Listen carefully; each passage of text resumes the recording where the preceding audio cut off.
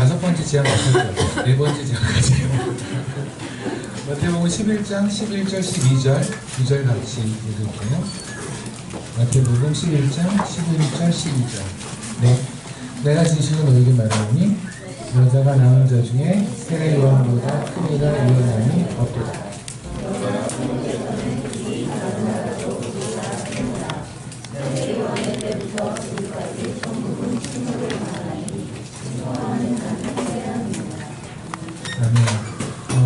기도하시겠습니다.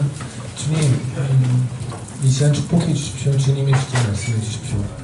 저희가 신령으로 가지고 있던 잘못된 복음이 있다면 깨뜨려 주시고 오로지 진리의 말씀만이 저희 안에서 살아 숨쉬기를 소망합니다.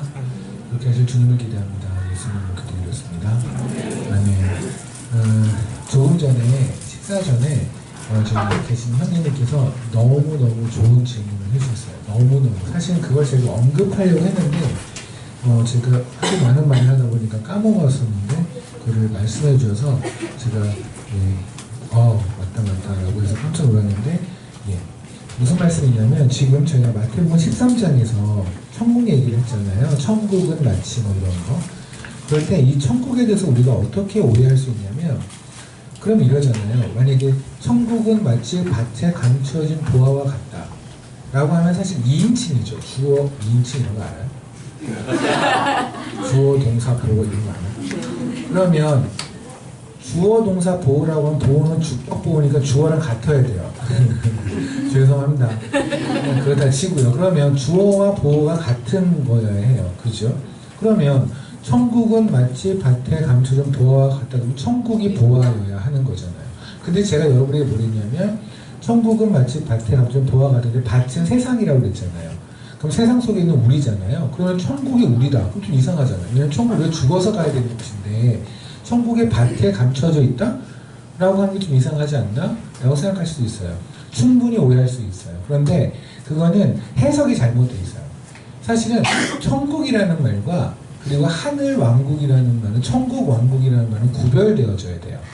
그러니까 성경에서 heaven이라는 단어가 있어요. heaven, 우리 하늘이라고 하는 하늘을 보통 하늘 또는 천국이라고 해석을 하는 게 맞고요. 그리고 kingdom of heaven이라는 게 있어요. 그럼 kingdom of heaven은 하늘의 왕국 또는 천국의 왕국이라고 해석하는 게 맞죠. 그렇죠? 그러니까 천국의 왕국, 하늘의 왕국, 천국의 왕국과 하늘은 달라요. 그게 뭐가 다른 거냐면 예를 들면 먼저 천국을 한번 봐볼게요. 요한복음 6장을 잠깐 볼게요. 요한복음 6장 38절.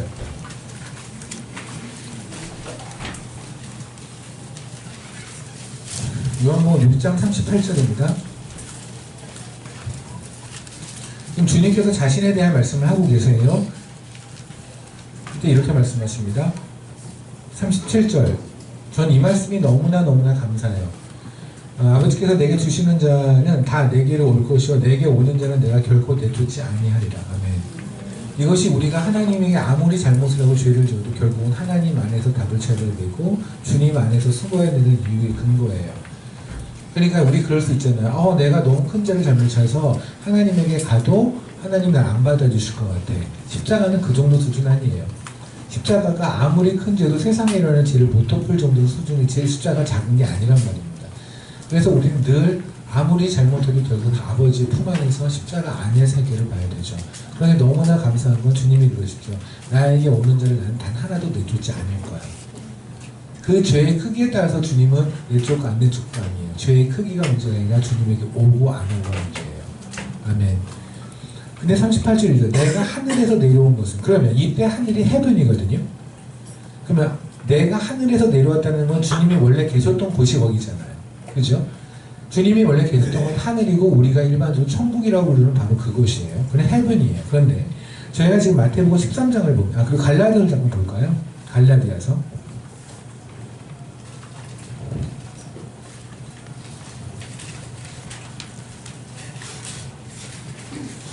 갈라디아서 1장입니다. 1장 8절에 보면 그러나 우리가 혹은 하늘로부터 온 천사라도 우리가 너희에게 전한 복음 외에는 다른 복음을 전하면 저주받을지어다. 아멘. 여기서 지금 바울이 하고 싶은 얘기는 뭐냐면 사람들이 다 복음 얘기하고 전부 다 예수 얘기하잖아. 전부 다 자기네들에게 말하는 다 진리라고 하잖아. 그런데 내가 너희에게 전한 복음 외에 다른 복음은 없어.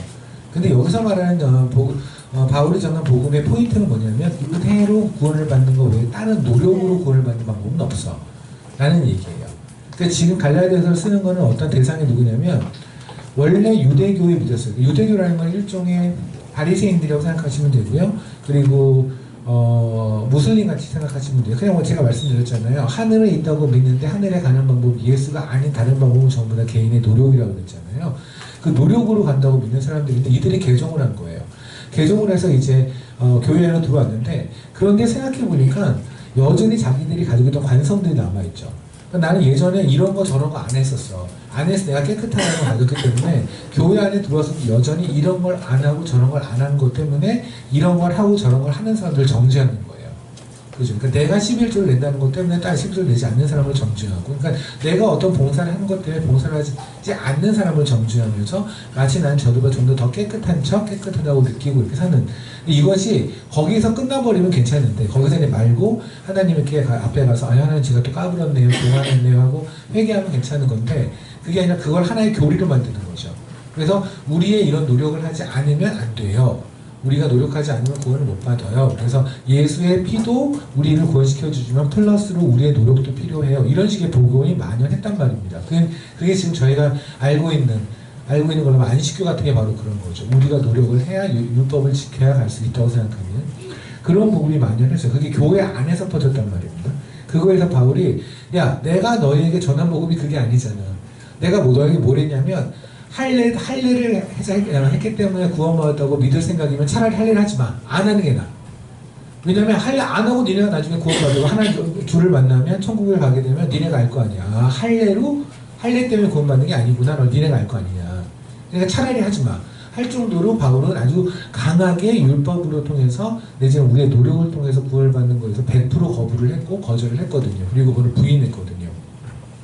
그러니까 그걸 반대하는 유대 교우적 사고가 남아있는 교인들이 교회에 들어와서 정말 이거를 거짓 복음을 퍼뜨리고 있으니까 이거에 대해서 바울이 얘기를 할 때 뭐랬냐면 내가 너에게 말한 이 은혜의 복음 외에 천사가 와서 너에게 이건 하나님이 말했어 라고 복음이라고 말해도 그걸 믿지 말라고. 근데 사실 그럴 일은 없죠. 하나님이 보내신 천사가 다른 복음을 말할 일은 없잖아요. 그만큼 강조하는 거잖아요. 이때 뭐랬냐면 하늘로부터 온 천사예요. 이때 하늘로부터가 from the heaven인데 heaven으로부터 온 거예요. 천국으로부터. 그러니까 원래 천사들이 살고 있는 곳이 바로 거기잖아요. 이건 heaven이에요. 그런데 마태복음을 다시 가시면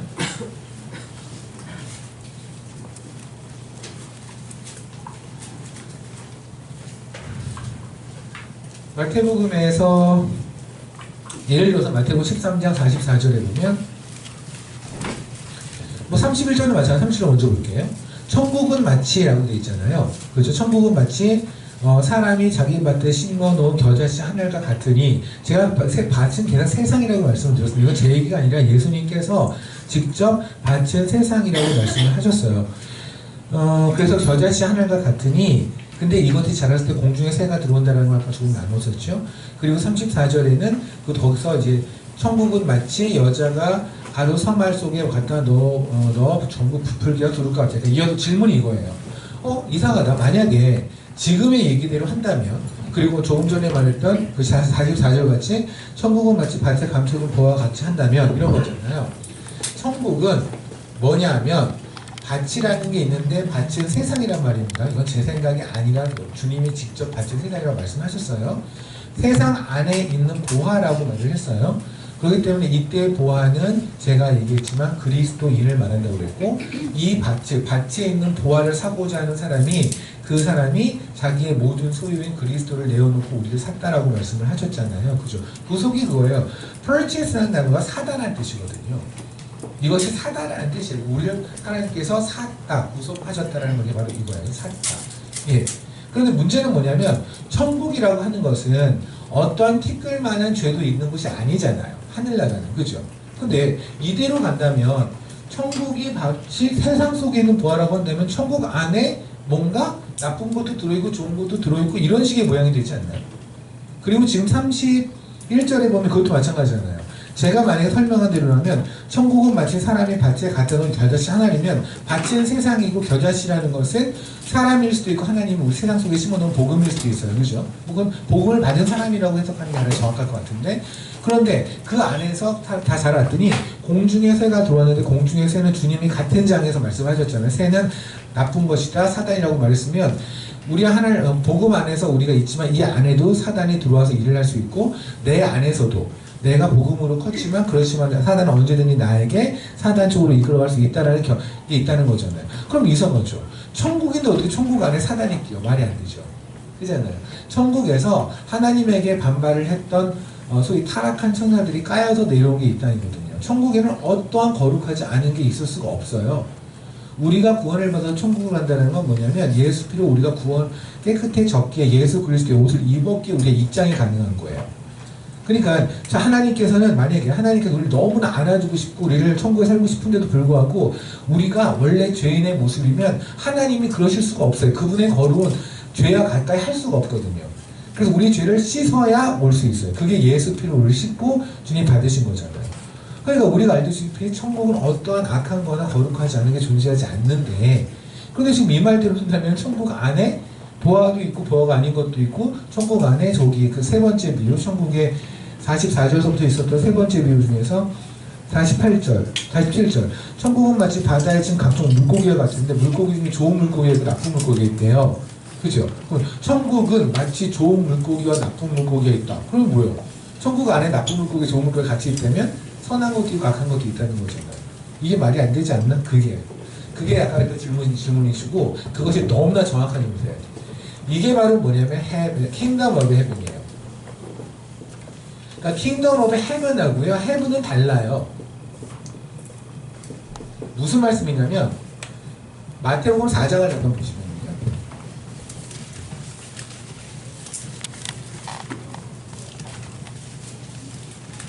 마태복음 4장을 볼게요. 3장 죄송합니다. 3장에 보면 2절 볼게요. 1절 2절 세례 요한이 있습니다. 세례 요한이 유대 광야에서 전파하여 말합니다. 회개하라 천국이 가까이 왔느니라 라고 되어 있죠. 이 말이 좀 이상하죠. 왜냐면 천국이 가까이 왔다? 하면 천국은 원래 가는 곳이잖아요. 죽어야 우리가 가는 곳이잖아요. 근데 천국이 왔대요. 천국이 온다는 거예요. 그럼 이 천국이 어떻게 오죠? 이때와 킹덤 오브 헤븐이에요. 하늘의 왕국이 온다고. 누군데? 예수 그리스도. 이해되십니까? 그러니까 여기서 말하는 천국은요, 킹덤 오브 헤븐은 정확하면 천국의 왕국 또는 하늘의 왕국이에요. 우리에게 임하는 것은 하늘의 나라가 임하는 거예요. 하늘의 왕국이 임하는 거예요. 이해되십니까? 그런 자들이 나중에 구원을 받고 가는 곳이 헤븐이라고 생각하시면 되죠. 그러니까 킹덤 오브 헤븐이라는 건 뭐냐면 이걸 굳이 그렇게 말할 수 있나 모르겠지만 사실은 영어로 표현하면 얘는 동격의 개념보다는 성격의 개념이 많다고 생각하면 돼요. 그래서 무엇의라고 했을 때 여기서 무엇과 나의 무엇, 그럼 나라고 하는 더 큰 것 안에 무엇이 안에 들어가 있는 거잖아요. 그걸 속격이라고 해요. belong이죠. 속해 있는 거. 그러니까 속격으로 본다면 헤븐이라는 거대한 거 안에 일부라는 표현이 좀 그렇긴 하지만 어쨌든 그것이 킹덤으로 내려왔다고 생각하시면 되죠. 이해되십니까? 그래서 킹덤 오브 헤븐은 뭐냐면 정확하게 말하면 하늘나라가 임한 우리가 킹덤 오브 헤븐이고 우리가 여기서 즐기는 게 바로 그거예요. 다만 우리가 여기서 그러니까 하늘의 왕국이 우리에게, 예수가 우리에게 왔고 성령님이 오심으로 우리에게 임했잖아요. 그 임한 자들이 꿈꾸게 되는 것이 헤븐이죠. 이해되십니까? 그러니까 보세요. 그럼 이해가 되실 겁니다. 천국은, 이때 천국이 킹덤 오브 헤븐이라고요. 저기가 아니라 우리에게 임하는. 그러면 이 땅에 있는 그리스도인을 의미하는 거고 이 땅에 있는 교회를 의미해요. 맞나요? 하늘나라가 임한 사람들, 하늘나라가 임한 곳, 그러니까 교회의 공동체 그리고 한 명 한 명의 그리스도인이 바로 이 킹덤의 헤븐에 속한단 말입니다. 아멘. 그래서 제가 예전에 얘기한 적이 있어요. 하늘나라가 우리에게 임했잖아요. 그러면 요만한 물건이 여기서 이렇게 떨어졌어요. 얘가 돌이라고 한다면 딱 떨어지면 만약에 6층 정도 10층 건물에서 어떤 돌이 하나 떨어져서 이 자매 머리에 꽝 하고 붙이면 돌이 아플까요? 그렇죠. 그럼 자매가 머리 다칠 거 아니에요. 그런데 만약 그 조그마한 돌도 저 높은 데서 떨어지면 굉장히 아프잖아요. 그런데 하늘나라에서 하늘의 왕국이 우리에게 임했는데 우리가 박살나지 않으면 이상하죠. 우리는 주 안에서 십자가 안에서 예수 안에서 박살나는 게 정상이에요. 무너지는 게 정상이에요. 그래서 우리가 주를 만났는데도 여전히 무너지지 않고 나의 가치 그대로 살아가면서 그냥 기독교의 문화 몇 가지만 알고 산다면 주를 만나지 않았을 수도 있어요. 하나님이 그렇게 나약하신 분이 유약하신 분이 아니거든요. 어쨌든 간에 그러면 지금 여기서 말하는 내용이 뭔지는 아시겠죠 이제. 그죠? 그러니까 천국은 마치 않는 이때 천국은 정확하게 해석하면 하늘의 왕국은 어떤 천국의 왕국이에요. 우리는. 그러면 이 땅에 있는 교회는 예전에 우리는 세상에 있는 보화다. 이해되시죠? 이 땅에 우리는 세상에 있는 진주다. 이해되시죠? 이 땅에 있는 우리는 이 안에는 우리는 바로 물고기와 나쁜 물고기 좋은 물고기다. 나쁜 물고기가 더불어 사는 좋은 물고기다. 라고 하면 2인칭에 2인칭에 딱 맞게 떨어지겠죠. 그래서 이때 천국에 관한 이야기는 사실 천국이라는 해석은 정확하게는 틀려요. 그렇게 하면은 충분히 우리가 물론 그런 거 저런 거 생각 안 하고 살면 인생이 심간이 편하긴 한데 이제 고민하기 시작하면 뭐 2인칭까지 생각하고 뭐 이런 거 우리 어차피 뭐 그런 거 모르니까 그냥 그런가 보다 하고 살면 인생 편한데 고민하기 시작하면 한도 끝 없이 헷갈릴 수 있는 건데 그래서 여기 설명드린 거고요. 그래서 지금 제가 읽어드린 거 있잖아요. 우리 같이 읽은 거. 마태복음 11장의 이야기는 사실 그러기 때문에 우리가 헷갈리는 것이 아닌가? 라는 생각이 들어요. 볼게요. 11장. 내가 진실로 너에게 말하노니 여자가 낳은 자 중에 세례 요한보다 큰 이가 일어남이 없도다. 그러나 천국에서는 지극 극히 작은 자라도 그보다 크니라. 아멘. 네, 여기서 여러분이 좀 헷갈리지 않았으면 좋겠는 것은 뭐냐면 이거예요. 이거를 보면서 우리가 천국에를 가면 우리가 세례 요한보다 크다. 왜냐면 세례 요한은 예수님이 죽기 전에 지가 먼저 죽어서.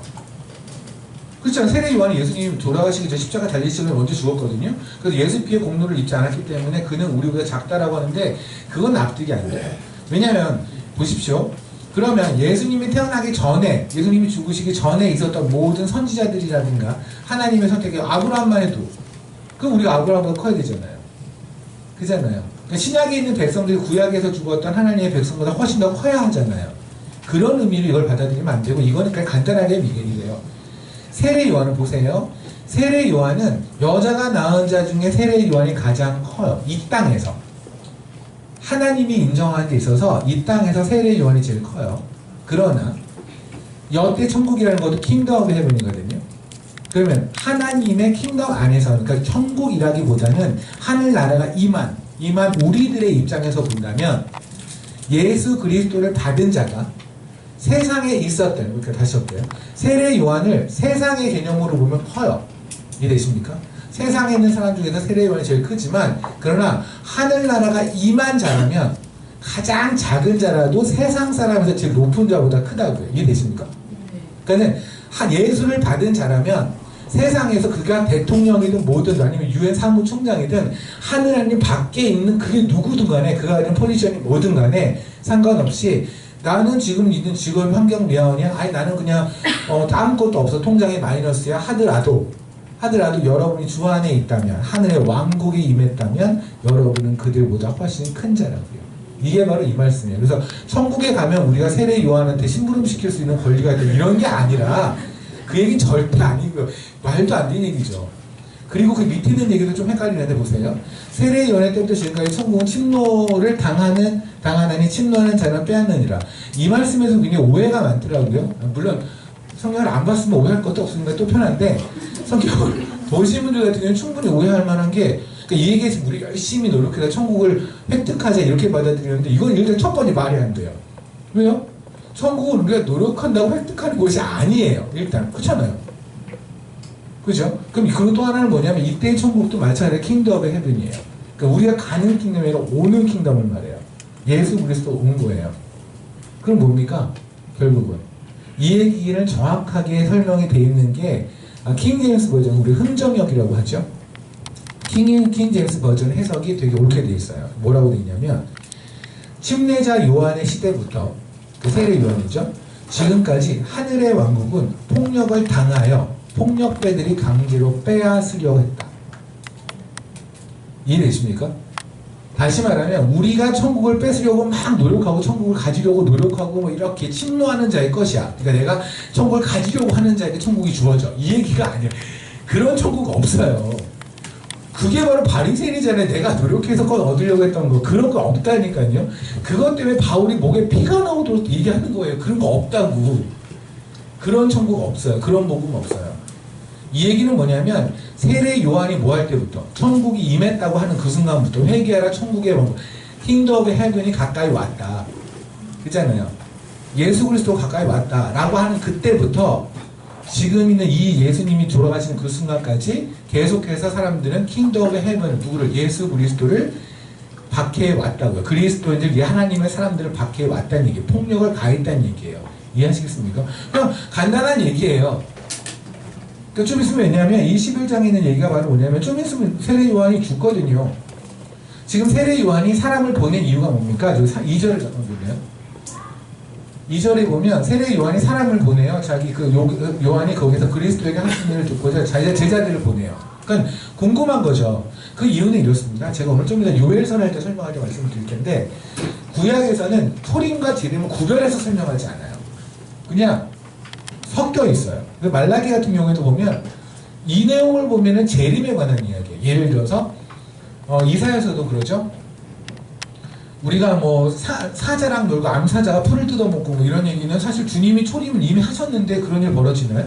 뭐 미친 사자는 그럴 수 있지만 정상적인 사자가 풀을 뜯어먹고 우리가 뭐 여기서 뱀굴에다 손 놓고 뭐 이런 경우는 거의 없잖아요. 그죠? 그러니까 그 얘기는 뭐냐면 주님이 다시 오셔서 예전에 에덴 동산으로 갔을 때 우리가 에덴 동산에 있다가 이게 쫓겨났잖아요. 쫓겨났는데 다시 십자가의 능력으로 우리가 영적으로는 회복했고 이 땅에서 회복하는 삶을 하고 노력을 하지만 실질적으로 우리가 에덴 안에서 100% 사는 건 아니잖아요. 우린 여전히 이 가나안이라는 세상 안에서 사는 밭에 사는 보아들이잖아요. 우리는. 그러니까 되게 까이겠죠. 이해되십니까? 그런데 주님이 다시 오시는 그 순간에는 이 보아들은 결국 밭이 아니라 정말 말 그대로 헤븐, 천국에서 이 보아들이 사는 거잖아요. 이해되세요? 이렇게 그래서 무슨 얘기하든 시작이 뭐였죠?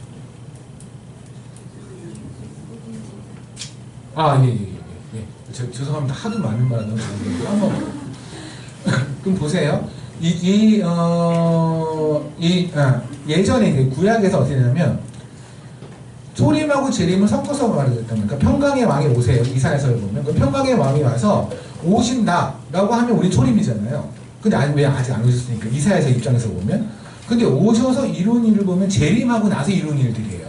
에덴성은 완전히 회복됐을 때 이룬 일이에요. 아까 말씀드린 사자가 풀을 뜯어먹고 뭐 이런 것들. 그러니까 사람들의 입장에서는 메시아가 오면 여기까지 이루어지는 거구나 라고 생각할 수 있겠죠. 이해되십니까?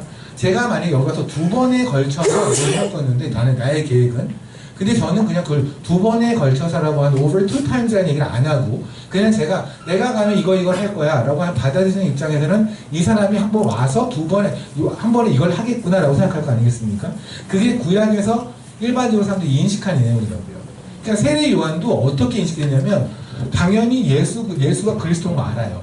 왜냐하면 세례 요한은 어머니 뱃속에 있을 때 이미 저 뱃속에 있다. 그러니까 엘리자베스 뱃속에 있던 세례 요한이요. 마리아 뱃속에 있던 예수를 보고 뱃속에서 태중에 뛰었어요. 이게 사실은 복음에 대한 우리의 반응이에요. 우리는 복음에서 예수에게 뭘 받았을 때 뛰잖아요. 그죠? Something from him이죠. 그로부터 뭐가 왔을 때 뛰는데 사실의 복음의 반응은 뭐냐면 이 뱃속에 있는 아기가 이 뱃속에 있는 예수를 보고 뭘 받았어요? 안 받았잖아요. 복음은 그냥 바라보면 뛰는 거예요. 바라보면 기쁜 게 바로 복음이에요. 여러분이 혹시 주님에게 뭐를 받았기 때문에 내가 뛰거나 주님의 이름 때문에 내가 박해를 받았기 때문에 나온 다운돼 있다면 여러분은 지금 잠깐 길을 잃으신 겁니다. 그런 복음 없어요. 복음은 복음을 보고 그냥 뛰는 거예요. 그러면 일단 세례 요한은 예수가 그리스도를 너무나 잘 알아요.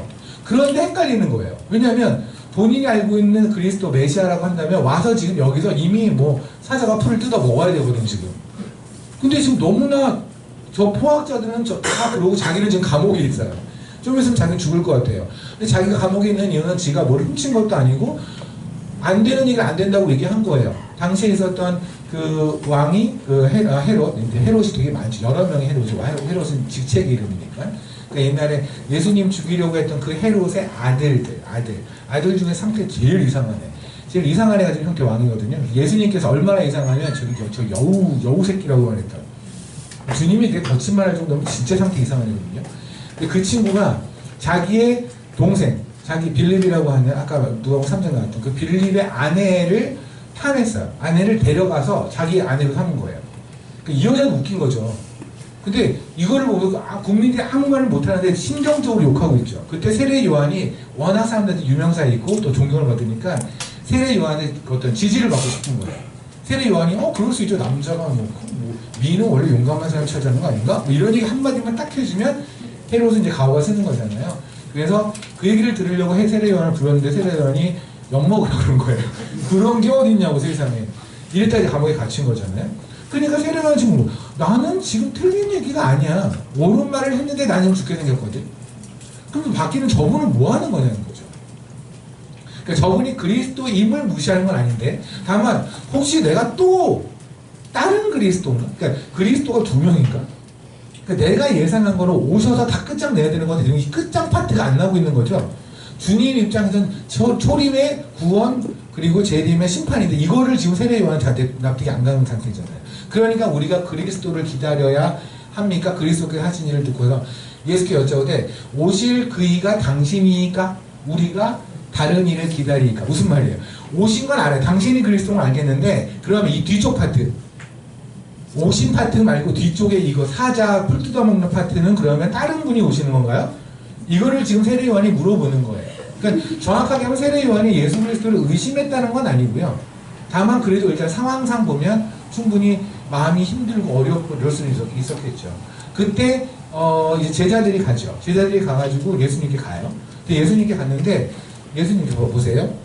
예수께 대답 3절 예수께 여쭤오되 4절 예수께 대답하여 이르시되 너희가 가서 듣고 보고 보는 것을 요한에게 알리되 맹인이 보며 아까 말씀드렸죠. 맹인이 보며 못 걷는 사람이 걸으며 나병한 자가 깨끗함을 받고 모든 자가 되며 죽은 자가 살아났죠. 죽었던 자가 우리 같이 죽었던 자가 살아났죠. 근데 마지막 게 되게 중요해요. 가난한 자에게 복음. 요거 잘 기억하세요. 제가 이거 나중에 설명드릴게요. 가난한 자에게 밥을 이래야 정상 아닙니까? 뭐가 복음이 잘 생각해 보시라고요. 가난한 자에게 우리는 바라는 자에게는 밥을 이라고 될 것 같은데 하나님의 결론은 복음이란 말입니다. 가난한 자에게도 복음이 답이고요. 병든 자에게도 복음이 답이고요. 복음이 늘 답이에요. 나중에 주님 오시면 그때 알 겁니다. 어쨌든 그럼 6절에 볼게요. 누구들이 나로 말미암아 실족하지 아니하는 자는 복이 있도다. 밑으로 잠시만. 네. 그들이 떠나면 예수께서 무리에게 요한에 대해서 말씀하시는 거 보세요. 지금 무리들 앞에서 요한을 얘기했는데 무리들은 충분히 요한의 믿음에 대해서 의심을 할 수 있겠죠. 아니 세례 요한이 분명히 자기 제자까지 보냈잖아요. 그래서 저 하나님의 어린 양을 보라고 제자까지 보냈는데 세례 요한이 지금 뭔가 의심하는 삘이잖아요. 삘이. 그럼 예수님이 대답한 내용을 보면 세례 요한이 믿음이 좀 약한가? 이런 식의 갈 수 있죠. 분위기가. 그러니까 지금 주님은 세례 요한을 어드보케이트 해야 돼요. 옹호를 해야 돼요. 왜냐하면 세례 요한이 지금 가지고 있는 의심은 우리가 생각하는 정도의 그 정도 의심이 아니거든요. 혹시 이 파트의 그리스도를 만들지 뒤쪽 파트의 그리스도를 제가 기다려야 되나? 라는 얘기였던 건데 사람들이 보기에는 그리스도가 아니세요? 라고 들을 수 있잖아요. 그래서 세례 요한이 어떤 자냐면 하고 설명을 하는 게 바로 밑에 있는 얘기예요. 그죠? 밑에 가면 니네들은 저렇게 잘 먹고 잘 살지만 세례 요한은 절대 흔들리지도 않고 선지자의 모든 역할을 했던 사람이야. 10절. 그런 다음에 11절에 보면 얘기하는 거예요. 그런데 세례 요한은 이렇게 훌륭한 하나님이 인정하는 훌륭한 사람이 하지만 이 땅에서 그냥 민간인 중에서 가장 높은 사람일지라도 주 안에서 가장 낮은 사람이 있다면 그 사람이 더 큰 거야. 왜? 그 사람은 하나님이랑 있는 거잖아요. 이해되십니까? 이런 거죠. 뭐 예를 들면 이 사람이 100을 가졌고 이 사람이 100을 가진 사람이 합쳐 있으면 200이잖아요. 근데 이 사람은 1밖에 없어요. 그런데 이랑 같이 있는 이 사람이 무한대로 가진 사람이라면 무조건 이쪽이 이기는 거죠. 그거죠. 세상에서 이 사람이 있는데 이 사람이 가지고 있는 스펙이 이 정도야. 와우. 그런데 이 사람은 세상에서는 별거 아닌 것 같아. 그런데 이와 함께 있는 자가 하나님이라면 그러면 무한하게 이 자가 이기는 거죠. 이게 바로 지금 11절의 얘기고 그 다음에 12절의 얘기는 뭐냐면 이제 봐라. 세례 요한이 왜 지금 오게 했니? 결국은 뭐냐면 그가 예수 그리스도라고 판단해서 십자가로 판단해서 예수를 판단해서 할 말 하고 살았을 때 저기 있던 거잖아요. 맞죠? 아니 세례 요한이 눈을 딱 감고 그냥 왕한테 짱 한 번 했으면 돼요. 짱이라는 변호시 전문용어인데 아는 분들은 압시다. 아부 이렇게 쓰이는 용어가 있어요. 일본말인가요? 군대에서 쓰는 말인데. 아무튼 이렇게 아부하고 그냥 한마디만 했으면 돼요, 그냥. 어차피 뭐, 세례 요한이 반대한다고 그 부부가 헤어질 것도 아니잖아. 그죠? 그냥 뭐, 보기 좋네요. 그냥 뭐, 화이팅! 이러면 돼요. 그런데 그냥 할 말 다 했고, 하나님이 기뻐하지 않으세요. 이런 얘기 한 번 했다가 지금 나중에 결국 목 잘려서 쟁반위에 못 가져가서 끝나는 거잖아요. 그죠? 그랬던 세례 요한이란 말입니다. 그러니까 세례 요한이 지금 옥을 오게 당할 수밖에 없는 건 뭐냐면 예수 그리스도 천국이 이 땅에 임한다는 사실을 너무나 확신하고 본인은 천국을 받죠. 여기서 말하는 천국은 하늘의 왕국을 받잖아요. 예수 그리스도 오는 걸 받잖아요. 그가 우리에게 임한 걸 받잖아요. 그죠? 그러니 그때부터 예수 그리스도 죽을 때까지 계속해서 이 땅에는 천국의 왕국을 뺏고 폭력을 가하는 자들이 많아질 수밖에 없죠. 지금도 마찬가지고요. 이해되십니까? 그래서 혹시 이거를 가지고 우리가 천국은 침노하는 자일 것이니 항상 천국을 뺏으려고 노력해라. 이거 천국을 취하려고 노력해라. 이게 바로 갈라디아에서 그렇게 하지 말라는 거예요. 그거 아니에요. 이런 거를 저는 그러니까 성도들이 열심히 교회에 봉사하기 위해서 어떤 인크리지 하기 위해서 그런 메시지를 쓰는 거, 그러니까 그런 식의 도전을 주면 좋은데 그걸 성경에 있는 말씀을 이용해서 쓰면 안 돼요. 그렇게 되면 어떻게 되냐면 천국이 정말 싸져요. 왜 천국이 싸지는지 아십니까? 내가 노력해서 이 정도 인간이 노력해서 살 수 있는 수준이라면 천국은 그 정도잖아요. 진짜 비싼 건 뭐냐면 내 쪽에서 노력하는 게 아니라 저쪽에서 줘야만 가질 수 있는 게 진짜 비싼 거죠. 그렇지 않나요? 어차피 그게 몇 천만 원이든 몇 억이든 간에 내가 이쪽에서 돈을 내서 살 수 있는 거라면. 근데 세상에 하나밖에 없어요. 그걸 안 판대요. 근데 내가 선택한 사람한테 주겠대요. 그게 진짜 값어치 있는 거 아니에요? 천국이라고 하는 것은, 구원이라고 하는 것은 내 쪽에서 노력해야 되는 것이 아니란 말입니다. 자꾸만 그런 식으로 잉크를 시켜서 교회 봉사를 이끌거나 헌신을 이끄는 것은 결과를 봐서 과정을 속이는 건데 그거는 절대 성경적이지 않아요. 절대 그런 메시지 현혹되지 않았으면 좋겠어요. 제가 말씀드렸지만 아까도 말씀드렸죠. 상급에 관한 이야기. 교회에서 이렇게 노력하면 상급을 받는다 이런 얘기도 있잖아요. 그런 얘기도 그냥 하세요. 딱 그냥 예. 상급 받으세요. 많이 받으세요. 나눠주세요. 뭐 나중에 천국까지 모른 척하지 마시고요.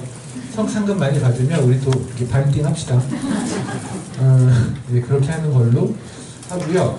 그리고 나서 여기까지 하면 조금 전에 있었던 천국 왕국, 천국에 관한 설명은 조금 된 것 같아요. 그죠? 질문해서 너무너무 감사합니다. 다시 한번 감사드립니다. 그리고 출애굽기 다시 갈게요.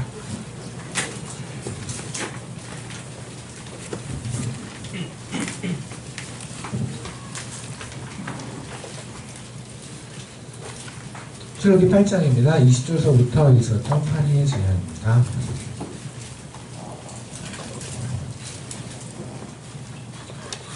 먼저는 여호와께서 모세에게 이르시되 아침에 일찍 일어나 바로 앞에 서라. 그가 물 있는 곳을 일찍 나오니 그에게 이르기를 여호와께서 이와 같이 말씀하시되 내 백성을 보내라. 그러면 그들이 나를 섬길 것이라. 네가 만일 내 백성을 보내지 아니하면 내가 너와 내 신하와 내 백성과 내 집들에 파리떼를 보내리니 애굽 사람의 집에 파리떼가 가득할 것이며 그들이 사는 땅에도 그러하리라. 그날에 나는 그의 백성이 거주하는 고센 땅을 구별하여. 그러니까 드디어 이제 중요한 게 뭐냐면 네 가지 재앙이 지금까지 네 번째 재앙인데요. 그 중에 처음으로 하나님이 재앙을 구별시키셨어요. 그러니까 앞에 재앙까지는 애굽에 있었던 애굽 땅 전부. 그러니까 애굽 땅 안에 어차피 히브리도 살았잖아요. 히브리라고 애굽 사람들하고 다 공이 다 맞았어요. 그 재앙을 다. 그러니까 물이 피로 받아서 변해서 죽은 물고기를 보는 것도 마찬가지였고, 자기네 뭐 물가에서 갑자기 물이 피로 바뀌는 것도 고센 지방에서 마찬가지로 일어났던 거고, 개구리도 마찬가지였고, 그리고 티끌이 이되는 것도 마찬가지였어요. 그런데 네 번째에서 드디어 하나님은 구별을 시키셨어요. 그래서 고센 지방에서는 이 일이 벌어지지 않았고, 그리고 이쪽에 있는 애굽 사람에게만 이 일이 벌어지게 하셨거든요. 근데 먼저는 그럼 우리부터 한번 봅시다. 고센 지방이 뭘까? 근데 고센 지방 전에 이걸 한번 볼까요? 첫 번째는 히브리 사람들은 첫 번째 많이 궁금했을 것 같아요. 아니 모세가 이 땅에 와서 자기네가 와서 이런 일이 일어나고 있는 배후에 하나님이 있다라는 거는 히브리 사람 눈치를 챘을 거예요. 그죠? 그렇잖아요. 왜냐면 모세가 왔었고 그 다음에 그 모세 때문에 자기네들 노역이 굉장히 심했다고 해서 모세에게 막 불평했었잖아요. 그래서 모세가 너 못해 먹겠습니다 라고 이미 얘기를 했던 상태인데, 그런데 그리고 나서 모세가 왔단 말입니다. 그럼 이거는 뭐 빅뉴스죠. 고센 땅. 그리고 또 히브리 사람이 애굽 땅 전역에 퍼져 살았다면 이 뉴스가 퍼지기 힘들었을 텐데, 고센이란 한 동네에 모여 사니까 이들 뭐 몇 명만 알아도 쫙 퍼질 수 있겠잖아요. 그러니까 모세 왔다. 근데 모세 왔다 그러고서 좀 이따 갑자기 물이 피로 변했다. 그럼 이거 배후에 누가 있는 건지 다 아는 거잖아요. 그죠? 그 다음에 갑자기 개구리가 막 튀어나오고, 그리고 티끌이 이가 돼서 뭐 몸을 물고 시작하고, 이때 일하는 건 모기일 수도 있다고 말씀을 드렸습니다. 근데 조그마한 벌레를 말해요. 그러면 막 몸을 물고, 그러니 이건 하나님이 하셨네라고 근데 궁금하지 않을까요? 하나님은 우리 선택된 백성이잖아. 모세가 그러는데 우리를 구원하기 위해서 했잖아. 그런데 왜 이 재앙이 우리에게도 덮치지? 우리는 피해줘야지. 왜 우리에게도 이 재앙이 덮치지? 라는 거에 궁금했을 거란 말입니다. 그죠? 그게 바로 우리가 이 땅에서 계속 궁금한 거예요. 왜 우리는 하나님께 구별된 백성인데, 그런데 왜 우리는 이 땅에서 40도의 폭이 오면 우리도 덥지? 경제가 어려우면 우리도 왜 덥지? 왜 세월호에서 일이 벌어지면 왜 믿지 않는 애와 믿는 애가 같이 죽지? 왜 우리에게도 세상에 대한 모든 재앙들이 같이 일어날까? 버스를 탔다면 그리스도인을 좀 살아나시면 하나님께서도 좀 이름 날리시기 좋잖아. 그리스도인 몇 명만 살았다. 크리스찬 몇 명만 살았다 그러면 얼마나 전도하기 편해. 근데 주님께서는 어떨 때 보면 알고 봤더니 그리스도만 죽었다 뭐 이런 경우도 있거든요. 뭐 교회의 차가 전복돼서 집사님 권사님 다 돌아가셨다 이런 얘기들 있잖아요.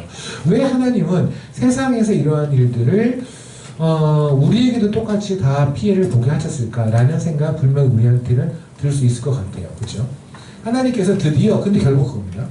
우리가 하나님을 누리는 안정감이라는 건 뭐냐면 우리에게 어떤 나쁜 일이 일어날 수는 아니에요. 우리가 어떤 불안감이 있는 거냐면 늘 혹시 하나님이 나를 버리셨나요?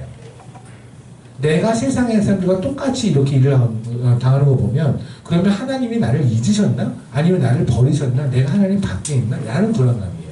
이게 진짜 그리스도인이 가질 수 있는, 가져야만 하는 아닌데 가질 수 있는, 충분히 가질 가능성이 높은, 그리고 가질 만한 그러한 고민이라고 생각이 들어요. 아마 여러분 고민해 볼 수 있을 거예요.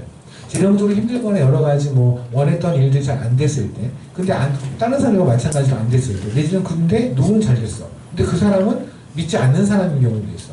그럼 하나님 왜 나한테 이러시지? 내가 노력을 안 한 것도 아니고 나름 열심히 했는데 왜 나한테는 이런 일이 안 일어나지? 그때는 뭐냐면 그때는 나에게 축복해주지 않은 하나님이 미운 것이 아니라 혹시 내가 뭘 잘못해서 하나님이 나를 아웃시켰나?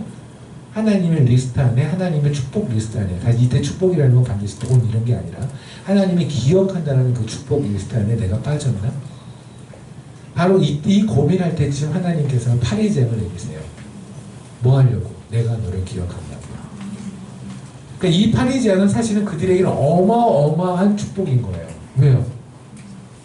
단순히 파리가 나한테 와서 괴롭힘을 당한다 이게 아니에요. 하나님이 우리를 기억하시는구나. 우리를 구별하셨구나. 우리는 하나님 안에 있구나. 라고 하는 거예요. 사실은 여러분은 매 주마다 파리제한 안에 있어요. 매 주일마다 그 파리제한 안에, 그러니까 매 시간마다 모든 제한, 예를 들면 물이 피로 변하는 제한, 그리고 개구리 재앙, 이 티끌이 이로 변하는 모든 재앙을 우리 세상에서 같이 모든 사람은 같이 당해요. 그죠? 같이 덮고 같이 힘들고. 그러면서 우리는 그래요. 나는 분명히 구별되어진 그리스도인인데 하나님은 그렇다고 말씀하셨는데, 구별이라고 하는 것은 거룩하다의 다른 말이거든요. 우리는 거룩해요. 물론 우리의 삶이 거룩한 건 아니에요. 하나님이 거룩하다고 하셔서 거룩해요. 우리가 거룩한 방법은 하나님의 손을 잡고 있어서 거룩해요. 오해하지 마세요. 우리가 무엇을 해서 거룩할 수 없어요. 하나님이 원하는 수준의 거룩은 그 정도 싼 게 아니라니까요. 하나님이 내려주는 그 거룩을 우리가 받아 먹을 때 우리는 거룩해져요. 그래서 하나님이 내려주시는 그 하나님의 손을 잡고 우리는 거룩해졌단 말입니다. 그런데 내가 지금 살아가는 이 삶에서 내가 특별하게 구별된 게 없는 것 같아. 그죠? 특히나 어려운 일 당할 때 그런 생각이 들죠. 그럴 때 하나님이 주시는 그것은 뭐냐면 파리제한이에요. 파리제한이 뭔데요? 이 시간이, 이 토요일 이 시간에 정부가 손흥민의 군대 면제를 위해서 두 손을 모으는 이 시간에 우리가 여기에 모여서 하나님의 나라를 꿈꾸고, 그리고 하나님이 주시는 메시지에 때로는 울기도 하고 웃기도 하고, 하나님이 당신을 기억하세요라는 말에 막 듣고, 그런데 당신 그렇게 살면 봐야봐요 라고 말하는 말에 하나님께 너무 죄송해요. 정신병자처럼 웃었다가 지금 이러고 있는 당신들이 바로 파리 재앙 속 안에 있는 사람들 중에서 고생지방에 구별된 사람들이란 말이에요. 아멘. 그들이 파리 재앙 안에 있는 거예요. 그들은 그들이 몸에 붙은 게 파리가 파리인지 모르는 거죠. 파리 재앙이 하고 싶은, 파리 재앙을 통해 하나님이 하시는 건 뭐냐면, 정말 하고 싶은 얘기인 건 뭐냐면, 내가 너를 구별하여 사랑하는 거예요. 내가 너를 지명하여 불렀나니 너는 나의 것이라. 그거를 말씀하시고 싶은 거예요, 하나님은. 그러니까 세상을 괴롭히고 세상 애국 사람을 괴롭히는 게 포인트가 아니에요. 이들이 재앙을 당하지 않는 게 포인트가 아니에요. 히브리인들은 와 쌤통 니네들은 재앙당하는 이게 아니에요. 히브리인들은 여기서 진짜 거기서 정말 생각이 낸 히브리인들은 울었을 거예요. 하나님, 첫 번째, 두 번째 재앙할 때 하나님 저 모른 줄 알았어요. 사람이 너무 많아서 제가 그 중에 속해 있어서 하나님이 저를 못 보시는 줄 알았어요. 그냥 색깔 다 비슷하고 그렇게 사니까 또 제 삶도 그들과 그리 다르지 않으니, 제가 추구하는 것도, 제가 기뻐하는 것, 제가 슬퍼하는 것도 그들과 그리 다르지 않으니, 교회를 가는 것 외에는, 예수를 사랑하는 것 외에는 제가 그들과 물론 구별된 삶을 살았어야 하지만 그렇게 살지 못하니, 또 그들과 다르지 않으니, 그래서 사실 저는 제가 애굽 사람인 줄 알았어요. 하나님이 저를 애굽 사람으로 취급하시는 줄 알았어요. 그런데 하나님이 파리 재앙을 통해서 말씀하시잖아요. 된 거야. 내가 너를 어떻게 했니? 내 아들 주고 샀는데. 내 아들을 죽여서 너 샀는데 내가 너 어떻게 해줘? 안 해줘. 라고 파리 재앙을 통해서. 이때 히브리인들은요, 단순히 정말 아까 말씀드린 것처럼 재앙을 피했다는 수준이 아니라 정말로 하나님 안에 있다는 안정감. 네, 하나님 감사합니다. 그죠? 여러분들 이 자리에, 예배 자리에, 그리고 또 내일의 예배 자리에, 그 매 순간마다 어느 순간에 여러분 너무 힘들면 갑자기 기도를 하게 되잖아요. 그죠? 아니면 갑자기 어느 순간에 그럴 때 있지 않아요? 갑자기 느닷없이 미친 듯이 하나님이 좋아서 갑자기 기도를 한다든가. 그때 하나님이 바로 하시는 거예요. 나의 고센, 나의 고센에 있는 나의 것들. 애굽 땅에서 고센이라는 것을 구분시킨 거예요. 그 고센은 다른 데가 아니에요. 여러분이 일하고 있는 그 건물에서 여러분이 있는 그 자리가 고센이에요. 여러분이 있는 동네에서 여러분의 사업체가 있는 그곳이 고센이에요. 세상에 있는 곳에서 하나님이 만드신 이 교회가 바로 고센이에요. 다른 곳이 아니에요. 이 고센 한 명 한 명에게 주님이 말씀하세요. 넌 내 거야. 그래서 여러분에게 예배를 통해서 예배를 받아내시고 그리고 찬양을 부르게 하시죠. 참 좋으신 하나님을 찬양합니다. 아멘. 네. 그런데 문제는 뭐냐? 왜 고센이었냐는 거죠. 그래서 제가 지금 이번 시간 요셉에 대한 얘기를 잠시 나누겠다는 얘기를 하는 겁니다. 근데 이 고센의 지방을 예전 구별을 시켰어요. 근데 구별이 내가 거룩이라고 말씀을 드렸고요.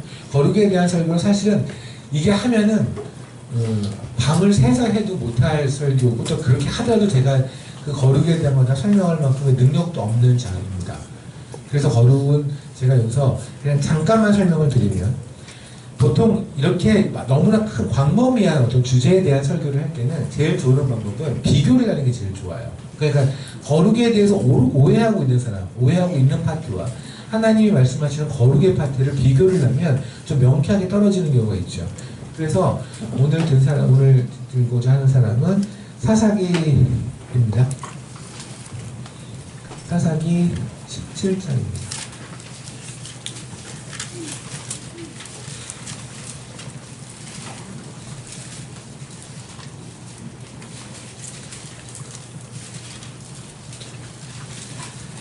사사기 17장입니다.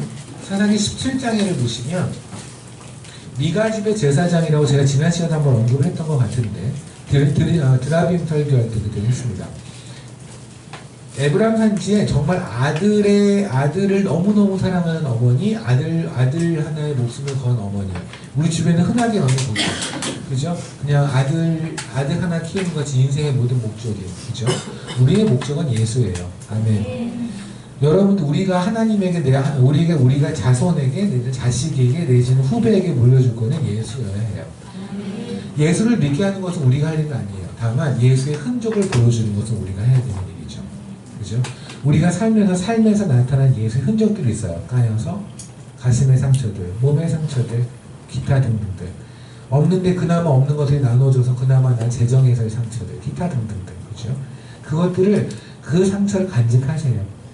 그것은 자식에게 보여주기 부끄러운 게 아니에요. 가장 자랑스러운 상처예요. 그걸 우리 성경에서 예수의 흔적이라고 하죠. 그 예수의 흔적을 남겨줄 때 자식들은 이렇게 생각해요. 왜 저렇게까지 예수를 믿을까? 그리고 궁금해하겠죠. 전도가 뭔지 아세요? 저는 전도와 선교를 만약에 저한테 한 줄로 정의해라 라고 한다면 궁금하게 하는 것이라고 해요. 궁금하게 하는 것. 제가 있는 곳이, 제가 이제 많이 사역하는 것이 케냐에서 나이로비라는 곳이 있고, 나이로비라는 곳에서 저쪽으로 가면, 서쪽으로 가면 케냐가 이렇게 있으면, 케냐가 이렇게 있으면 여기가 나이로비예요. 나이로비고 저희가 사역지가 뭐 여기에서 한 6시간, 7시간 가면 캅사벳이라는 곳이고, 좀 더 가면 카카메가 이라가, 여기서 10시간 가면 킬리피, 이렇게 가면 여기가 마살라예요. 여기가 소말리아 국경이에요. 제가 한 반 정도, 1년 반 좀 안 되게 머무르는 곳은 여기고, 여기가 이제 가면은 돌아오기 올까 알까 하나님에게 그냥 다 물어봐야 되는, 요번에 목사님을 모시고 갈까 그러면 성경이가 절대 안 된다고, 죽으려면 밥 혼자 죽으라고. 그래가지고 제가 지금 빈정이 매우 상해 있는 동네가 바로 여기에요. 제가 이 얘기를 왜 하고 있죠? 예. 여기에서 제가 살아남는 방법은 딱 하나. 가긴 가는데 거기서 열정이 잘 살 수 있어요. 뭐라고 하냐면, 제가 그리스도의 선교사가 아니라고 돼요. 제가 크리스찬 미셔너리라고 말을 안 하면 돼요. 제가 제 목에다가 십자가 안 달고 다니면 돼요. 불교 마크 이런 거 하나 옆에서 달고 다니면 돼요. 그거 있잖아요. 그거 나치 마크하고 불교 마크 되게 비슷하잖아요. 그런 거 하나 달고 다니면 돼요. 그리고 누군가 물어봐서 Are you Christian? No? 라고 하면 돼요. I'm not. 그럼 돼요. 근데 제가 그 사람들한테 물어봐요. 크리스찬 선교사가 물어보지 않아요. 누구냐고, Who are you? 그럼 I'm Christian missionary라고 얘기를 해요. 그럼 크리스찬 미셔너리라고 하는 순간서부터 이제 그들은 카레를 시작하는 거죠. 엘토토 교회를, 엘토토 학교를 그냥 학교라고 하면 돼요. 근데 굳이 엘토토 크리스찬 미션 스쿨 이렇게 안 해도 되잖아요. 무슬림 한복판에서 100%가 무슬림인데 거기서 그러고 자빠져 있으면 사람들이 다 까겠죠. 근데 거기서 그러고 있는 거예요. 왜요? 그게 저의 정체성이니까요. 그러니까 제가 저렇게 하는 이유는 다른 게 아니에요. 그냥 거기에서 그렇게 사는 게 옳잖아요. 그죠? 그러니까 여러분들도 마찬가지 아닙니까? 여러분이 여러분의 정체성을 숨기면 여러분도 오래 만수무강할 수 있어요. 거북이처럼. 그리고 거북이가 되게 좀 화석이 되세요. 그냥 사서 이렇게 화석이 돼서 사세요. 그런데 하루를 살아도 우리가 이 동네 살아야 되는 것은 정말로 그리스도인으로 살아가는 거죠. 그죠? 제가 이 얘기 왜 했다고 그러죠? 궁금하게. 근데 보세요. 맞아. 보세요. 그게 바로 선교라고요. 그럼 제가 가서, 무슬림들한테 가서, 여기요, 제가 이렇게는 예수가 누구냐면 하면 그들이 들을 것 같아요? 안 들어요. 안 들어요. 그들은 어떠냐면, 제가 물건을 사잖아요. 그럼 물건을 살 때 돈을 주면, 돈을 이렇게 봐. 돈을 첫 번째 이렇게 놓으라고 그래요. 돈을 주면 놓으라고 그래요. 이렇게. 놓고 받아요. 아니면 돈을 제가 주잖아요. 그럼 이렇게 끝으로 받아요. 이렇게. 왜냐하면 소리 닿으면 안 돼요. 저는 부정한 사람이에요. 크리스찬은 죄인이잖아요. 쿠란에 크리스찬들은요, 크리스찬이 전도를 하려고 죽일 수 있다고 쿠란에 써 있어요. 그들의 성경에. 그렇기 때문에 제가 만약에 복음을 전하다가 저를 죽여도 그들은 성경적으로 옳은 행동을 한 거예요. 그래서 저를 악수를 안 해요. 악수하는 사람들이면은 정말 마음이 열린 사람들. 거기서 나름대로 타협한 무슬림. 그들은 진짜 악수를 하는 거고, 거기서 굉장히 파운드멘탈, 굉장히 근본적인 사람들은요, 악수하자고 그러면 이게 악수예요. 그냥 악수 안 해요. 제가 있는데 운전하는 차를 안 타요. 어떤 사람은 저 버스를 탈 때 너무나 감사한 게 제 옆에 안 앉는 거예요. 그런 차도 좁아 죽겠는데 옆에 앉으면 막 이러는데 제 옆에 안 앉고 저랑 어떻게든 이 엉덩이 이 부분이 안 달려고 노력하는데 얼마나 감사한지. 그래서 제가 어떻게 했냐면 옆으로 가면 이렇게 옆으로 가라. 그리고 그래서 자리 확보하고 혼자서 막 뒤물려고. 그러면 제가 거기 무슨 선교하고 있어요? 그냥 저의 깡을 자랑하고 있나요? 아니에요. 궁금하잖아요, 그 사람들이. 쟤는 도대체 뭐길래? 아니, 많은 선교사는 오늘 생각 혼자 다른 애가 혼자 와가지고 저기서 학교 세우고 왜 저러고 있나? 이게 뭘까? 궁금하지 않을까요? 저는 그게 선교라고 생각한다. 궁금한 거. 제가 믿는 예수가 도대체 뭐길래 쟤를 저렇게 만들었을까? 그 궁금하게 여러분이 하십시오. 여러분 자식들에게 그렇게 만드세요. 왜 우리 엄마 아빠 저렇게 까인데도 계속해서 예수를 선언하지? 나중에 가서 그 아이들이 하나님의 영이 임해서 그들이 내가 어디까지 예수를 믿어야 되는 걸 고민하게 되면 여러분까지는 믿을 거예요. 그렇잖아요. 우리가 하는 일은 뭐냐면 예수를 어디까지 뭐 믿어야 되는 거야. 최소한 삶으로 보여준 기준으로 줘야죠. 그죠? 근데 엄마 아빠가 삶에 따라서 상황에 따라서 케이스 바이 케이스로 예수를 이거를 줄였다 폈다 이래버리면 애들은요 전부 다 하향 평준화 돼요. 엄마가 여기까지 살았으니까 나도 여기까지. 그럼 더 밑에 살겠죠. 그게 지금 예전에 초대교회와 지금의 교회가 다른 거 아니겠습니까? 초대교회는 다 목숨 걸고 예수 믿었대는데 지금은 다 목숨을 안 걸고 예수 믿고 목숨을 걸면 다 이상하다 그러고 그죠? 예수 그러면 교회 안에서 까여요. 교회 안에서 부활을 얘기하면 너무 그런 얘기 하지 말라고 그래요. 교회 안에서 부활 얘기를 안 하고 어디서 얘기를 해요? 교회 안에서 복음 얘기를 해서 십자가 얘기를 하고 다 죽어야 한다 그러고 세상의 가치를 내려놓으려고 그러면 교회 안에서 너무 그러지 마시라고 그래요. 그럼 어디서 전 얘기를 해야 되나요? 문화센터 가서 해야 되나요? 저는 여러분의 삶에서 진짜 예수의 흔적을 빠바박하게 보여주세요. 옆에 사람들에게 그리고 앞서 모든 사람에게 예수의 흔적을 보여주시면 좋겠습니다. 아멘. 네, 여기 있는 이 어머니 지금 미가 어머니 때문에 여기까지 나왔구나. 얘가 어머니가 큰일 하셨네요 지금. 본인은 모르실 거예요. 이렇게 큰일 하셨는지. 본인 때문에 이런 소리가 나올 거라고 생각 못했을 거예요. 우리 귀하신 어머니를 위해서 보시면 에브라임 산지 미가라 하는 사람이 있더니 그의 어머니께서 이 어머니께서 이르되 어머니에게 이르되 은 1,100을 잃어버리셨으므로 저주하시고 내 귀에도 말씀하셨더니 보소서 그 은이 내게 있나이다. 무슨 말인지 아세요? 어머니가 은 1,100개를 잃은 거예요. 그러니까 은 1,100이면 뭐냐면 그냥 수십억을 잃어버린 거죠. 그죠? 수십억을 잃어서 엄마가 지금 난리가 난 거죠. 또 어떤 놈이 훔쳐갔으니까 뭐 씩씩거리고 그러다 다 죽여버릴 거라고 이러고 있는데 갑자기 미가가 온 거예요. 그래서 엄마가 와서 엄마 사실 내가 훔쳤어. 이렇게 말한 거예요. 그랬더니 엄마가 뭐냐면 내가 그것을 가졌나이다 하니 엄마가 이르시되 내 아들이 여호와께 복받기를 원하노라. 아유 내 아들 내가 얼마나 필요했으면 말하고 가져가지. 에이, 또 엄마 괜히 고민하고 그럴까봐 엄마 걱정 안 시키려고 그래 가려웠구나. 잘했어. 이렇게 말했다는 얘기예요. 아들 바보들 있잖아요. 적당히 바보들 되는 이 정도 바보는 큰일 나는 거죠. 그래서 아들을 위해서 뭐 하냐면 미가가 은 1,100을 그의 어머니 돈을 주면 어머니가 내가 내 아들을 위하여 그러면 어이구 그거 훔쳐가고 그래 다 갖고 왔어? 어우 착해. 그런 거지 지금. 보통은 훔쳐가면 다 쓰는데 지들이. 어머 그걸 다 갖고 왔어 나한테? 내 아들 나다는 것을 이렇게 착하구나. 그러면 내가 너를 위해서 이거 갖고 다 해줄게. 차도 뽑아주고 모두 해줄게. 라는 걸 구체적으로 한 게 바로 뭐냐면 신상을 부어 만들기 위해 내 손에서 이 은을 이렇게 거룩히 드리노라. 그리고서 만든 게 뭐예요? 산당을 만들어서 5절에 보면 그 사람 미가에게 신당이 있으므로 그가 에봇과 드라빔을 만들고 한 아들을 세워 그의 제사장으로 삼았더라. 아멘. 무슨 말씀이냐면 그러니까 이 미가 어머니가 그 은을 갖다가 드라빔이라고 하는 제가 저번에 말씀드렸죠. 가족신 같은 걸 그러니까 뭐 무당집에 가보신 적 있는지 모르겠지만 보면 이렇게 뭐 있잖아요. 동자신 같은 이런 거 생긴 사람 이런 거 있는 거 있죠. 그런 거 하나를 만들고 그건 이제 가족신이에요. 자기가 필요한 거. 그리고 또 하나는 에봇을 만드는 거. 어느 들은 건 있는 거죠. 에봇이라고 해서 레위인들에서 대제사장이 입는 게 있어요. 그래서 제가 말씀드렸잖아요. 여기는 보석들 12개를 받고 여기는 호마노 위에다 이렇게 보석을 받고 하는. 그래서 이 안에는 우림과 둠림이라고 있는데 하나님의 말씀을 받을 때 이 안에서 그거는 우리가 계승할 수밖에 없어요. 왜냐하면 성경에 어떻게 하셨는지 모르는데 아마도 당시에는 하나님에게 하나님 이렇게 어떻게 할까 그러면 아마도 불빛 같은 것을 통해서 하나님이 하나님의 메시지를 전하지 않으셨을까? 뭐 이렇게 우리가 계승을 하는데도 모르겠습니다. 어쨌든 간에 에봇을 통해서 하나님의 말씀을 듣고 했단 말이에요. 그러니까 에봇은 하나님의 말씀을 듣는 건데 에봇 하면은 뭔가 불안하니까 절도 가고 교회도 오고 뭐 이런 거예요. 그냥 예수한테 기도도 하고 또 부처한테 기도도 하는 거죠.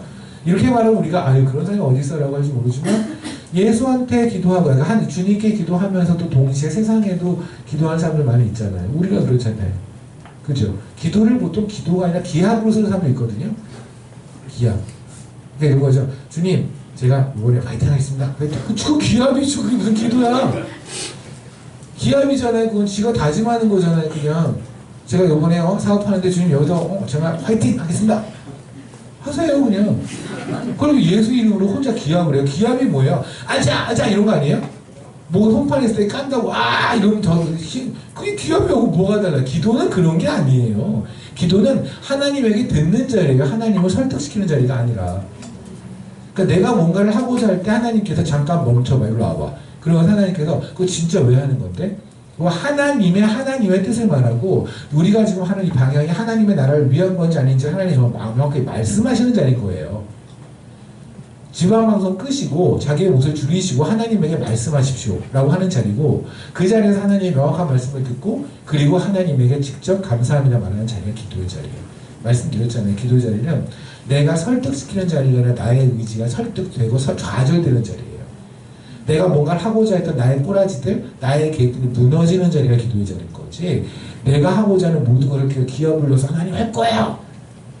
하나님 해라! 하고 막 쫄딱 망해버려. 이때 뭐랬냐면 보세요.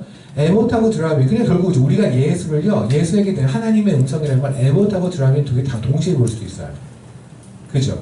그러니까 가족신의 드라민은 가족신이에요. 그냥 가족, 성황당 같이 가족신까지 들 수 있는데, 포인트는 제가 지금 드리고 싶은 말씀은 뭐냐면 이겁니다. 4절. 미가가 그 은을 그의 어머니에게 도로 주었으므로 한 시상을 새기며 그 한 시상을 만들었더니 그 시상이 미가 집에 있더라. 죄송합니다. 3절 죄송합니다. 미가가 은 1,100을 그의 어머니에게 도로 주매 그의 어머니가 이르되 내가 내 아들을 위하여 한 시상을 새기며 한 신상을 부어 만들기 위해 내 손에서 이 은을 여호와께 거룩히 드리노라. 근데 여기서 이걸 주님께서 거룩히 받으셨어요? 안 받으셨어요? 그럴 리가 없죠. 그게 결국은 뭐냐면 거룩의 기준을 우리 쪽에서 판단하는 것이 바로 일반적인 상식이란 말입니다. 그러니까 보세요. 여러분 한번 생각해 보세요. 누가 거룩해 보여요? 주변에? 물론 거룩한 사람 없어라고 말하지만 우리가 일반적으로 느끼기에 거룩한 사람은 어떤 사람이냐면 최소한 세상에 사는 나쁜 습관 같은 거 안 하는 사람, 내지는 주로 보내는 게 TV 같은 거 절대 안 보고 말씀을 주로 본다든가 뭐 기도를 많이 하는 사람. 그러니까 우리 기준에 거룩에 대한 개념들이 있잖아요. 그죠? 그런데 세상에서도 거룩이라는 용어를 쓰거든요. 어느 스님들을 보면 참 거룩해 보여 라는 말을 써요. 스님을 보면서도. 그죠? 그러면 그들이 세상에서 쓰는, 내지는 우리 안에서 잘못 쓰는 거룩의 개념이 뭔지 아세요? 우리끼리 가장 건전하다고 느끼는 걸 거룩이라고 치는 거예요. 아까 말씀드렸잖아요. 그 여대에서 나왔을 때 자기네끼리 되게 예쁘다고 말했던 그 이분들 있잖아요. 5인석 4명 앉았던 그분들. 그죠? 그럼 그분들 같은 경우 마찬가지죠. 자기네들끼리도 거기서 퀸카가 있었을 거니까요. 제가 보기에는 전부 다 와우. 넬쌍둥이 같은데, 근데 그 안에는 나름대로 1, 2, 3, 4등이 있을 거란 말입니다. 그런 것처럼 자기네끼리, 그리고 지네끼리 붙이잖아요. 왜 무슨, 어릴 때 그런 거 안 했나? 무슨 칠공주 이런 거 해가지고, 너는 이름이 뭐야? 뭐 이런 거 해요. 애들 꼬마애들 보면은, 뭐죠? 이렇게, 무슨 맨들 있잖아요. 이렇게 빤스 입고 왔다 갔다. 빤스 밖으로 입고 하는 그 슈퍼맨 학생들 있잖아요. 파워레인저. 그런 애들 보면 거기 이름들 있잖아요. 그렇죠? 뭐 1, 2, 3, 4, 5 있으면 너 1호에, 너 2호에 뭐 이런 거 하죠. 아마 요새 애들은 뭐 그런 거 하겠죠. 어벤져스 이런 거 보면 너는 헐크에 나는 슈퍼맨 이렇게 이런 거 하지 않나? 지네끼리 하는 거잖아요. 세상은 지네끼리 노는 거예요. 지네끼리 심심하니까. 심심해서 노니까 네가 우리 중에서 담배를 제일 잘 끊었어. 그러니까 너 거룩해. 그리고 너는 우리 중에 너는 담배 한 피는데 고기도 안 먹어? 너는 더 거룩해. 너는 결혼도 안 했어? 너는 더 거룩해. 그러니까 지네끼리 거룩을 하는, 그러니까 우리가 보기에는 수준에서 보면 건전인데 그 건전 중에서 조금 상위권에 속하는 건전을 거룩이라고 포장했단 말입니다. 여기에 우리는 세상에 워낙 익숙하게 살아왔잖아요. 세상에 그렇게 살았잖아요. 그냥 그렇게 믿고 살았어요. 그래서 TV를 보면서도 그냥 어디 있는 무슨 요가하는 선생님들, 요가하는 분들, 내지는 그런 분들 보면 참 거룩해. 저분들은 참 거룩한 것 같아. 경건해 보여. 라는 개념을 갖고 교회에 들어오니까 교회 안에서도 우리의 거룩이나 늘 경건의 기준이, 판단 기준이 바로 뭐냐면 그들의 행위인 거예요. 그죠? 그들이 어떤 행위를 하면 거룩하고 아니면 아닌 거예요. 아니라고요. 이게 바로 이거예요. 보세요. 지금 여기는 이 미가 어머니 있잖아요. 이 어머니, 아들 사랑에 극진하신 이 미가 어머니가 뭐였을까요? 그 어머니는 나름 굉장히 아침에 일찍 일어나서 뭘 기도도 하고 이러셨을걸요? 아니, 그 어마어마한 돈을 쏟아부어서 신상을 만들 정도면 뭔가 대단한 각오를 하지 않았을까요? 이 어머니 옷도 굉장히 단하게 입고, 우리 언제 생각하면 이 어머니 무당처럼 입고, 아니, 굉장히 단아한 권사님처럼 옷을 입고 그리고 백을 하나 들고 항상 이러고 다니면서 그리고 나서 아침 일주에서 기도도 하고 요거와도 사였잖아요. 드라마 에버도 만들었는데 입으로 하나님의 얘기를 계속하면서 하나님이 주신 마음인데 드라민도 주신 마음 같고 이러면서 계속 얘기를 건전하게 이어가 다녔을 거란 말입니다. 이분이 뭐랬냐면 이건 거룩하게 하나님께 드려라. 우리가 어떻게 보면 이 미간한 사람이 되게 이상한 개차반처럼 보이지만 사실은 굉장히 우리 주변에서 흔하게 보이는 전도사님처럼 생길 수 있어요. 어느 전도사님 같이 어느 날 알잖아요. 항상 웃으시고 그런 거 있잖아요. 무슨 일이 있어도 그냥 집사님 속으로 어떻게 무너져도 그냥 훌륭하세요 이렇게 그럼 굉장히 좋은 권사님과 그 밑에는 아들 전도사님의 커플일 수 있어요. 그러니까 자기네들끼리 이게 여호와께 거룩히 드리는 거라고 자기네끼리 위로할 수 있단 말입니다. 그런데 이걸 하나님이 인정하냐가 포인트예요. 아니잖아요. 근데 왜 하나님이 이걸 인정하지 않을까? 여러분 이걸 왜 하나님이 인정하지 않다고 생각해요? 왜냐면 그들한테는 그렇죠. 양다리잖아요.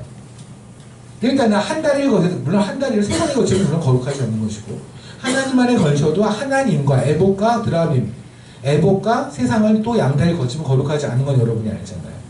결국은 뭐냐면 거룩해지는 방법 딱 하나요. 하나님에게 올인하는 거예요. 아멘. 그거 외에는 없어요.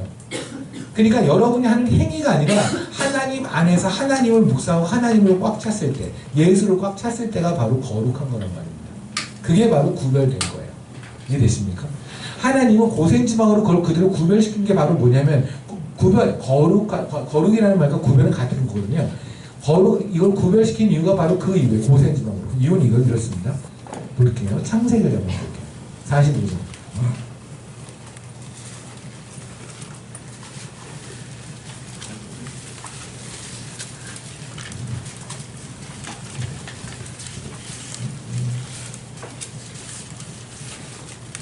죄송합니다. 46장입니다.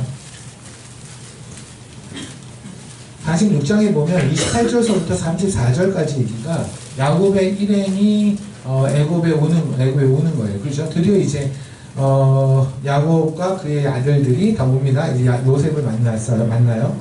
그때 요셉이 뭐랬냐면 아버지에게 하는 충고가 있어요. 아빠, 바로가 거기 33절에 보면 바로가 당신들을 불러서 여러분을 불러서 물어볼 거예요. 직업이 뭐냐고 물어볼 거예요. 그러면 뭐라고 말하냐면 당신들이 이르기를 주의 종들은 어렸을 때부터 지금까지 목축을 하는 자들입니다 라고 말해요. 유목민이라고 말하래요. 왜냐하면 우리와 우리 선조가 다 그러하나이다 하소서. 애국 사람들은 다 목축을 가증히 굉장히 무시하니까 이게 무슨 욕먹이는 방법이에요. 아무리 형제들이 자기를 팔아먹었다고 하지만 어찌든 지금 왔는데 갑자기 직업이 뭐냐고 물어보면요 그럼 유목민이라고 하세요. 그럼 그 사람들 되게 무시할 거예요. 뭔가 반전하는 유머 같지 않아요? 아니에요. 이게 진심이에요. 왜냐하면 지금 요셉이라는 사람은 굉장히 높은 사람이잖아요.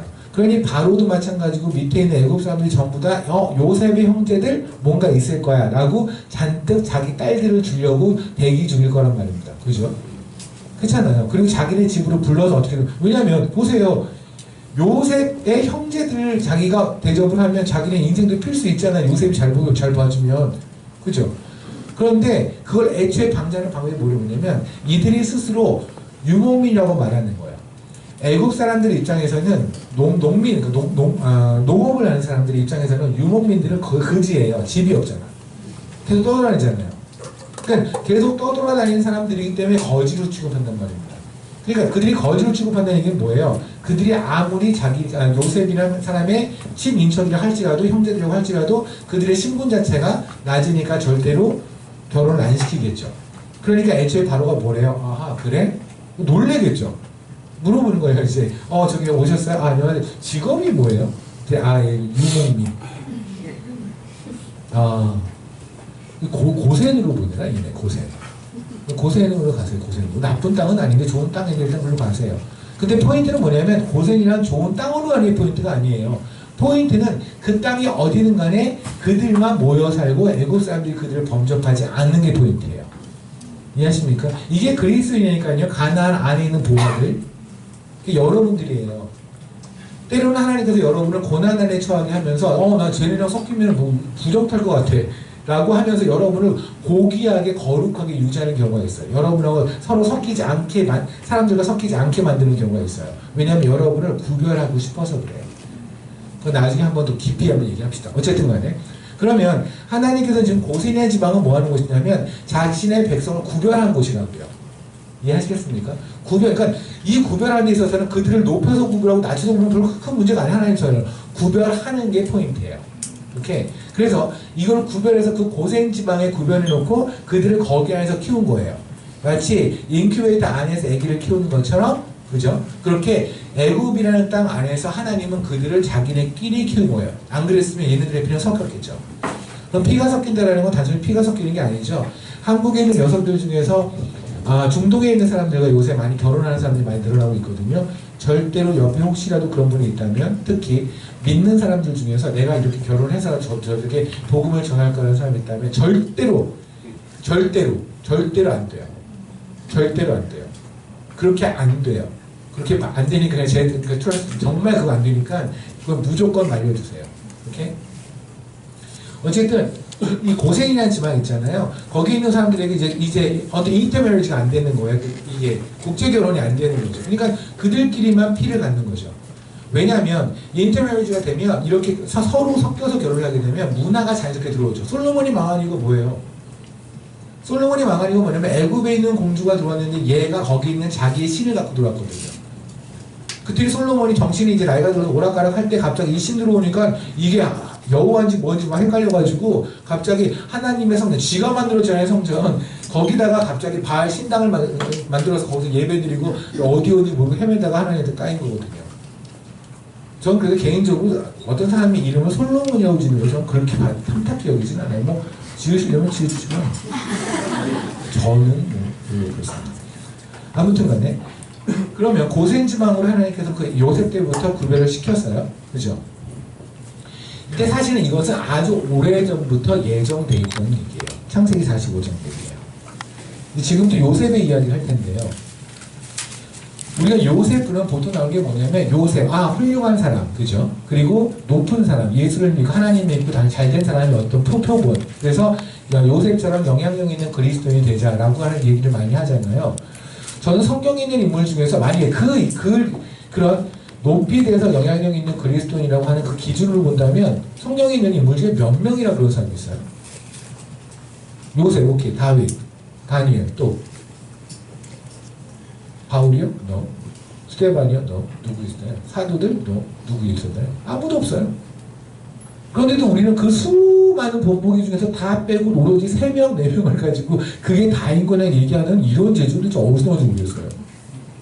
그게 영향력 있는 그리스도인이 아니라니까요. 지금 요셉의 이야기를 잘 들어보세요. 요셉의 이야기의 포인트는 내가 신나게 노력하고 내가 하나님을 믿었더니 하나님이 총리까지 키워줬어요 라고 한 적이 한 번도 없어요. 요셉은 뭐랬냐면 이제 형제들이 왔잖아요. 와가지고 요셉을 만났는데 우와 큰일 났다. 우리가 팔았던 그 동생이 여기 총리가 됐잖아. 얘네가 우리의 목줄을 쥐고 있잖아. 어떻게 하지? 라고 했을 때 요셉이 한 말이 뭐야? 45장 5절. 딱 형제들이 지금 너무너무 미안해하고 있는 이 부분을 받아줘. 당신들이 나를 이곳에 팔았다고 해서 근심하지 마소서. 한탄하지 마소서. 보세요. 내가 여기 온 것은 당신들이 팔아서 온 게 아니에요. 하나님이 생명을 구원하시려고 나를 당신보다 먼저 보내셨나이다. 요셉은 알아요. 내가 지금 여기 나와 있는 거는 뭐냐면 여기 총리까지 와 있는 건 뭐냐면 당신들의 생명을 구원하기 위해서예요.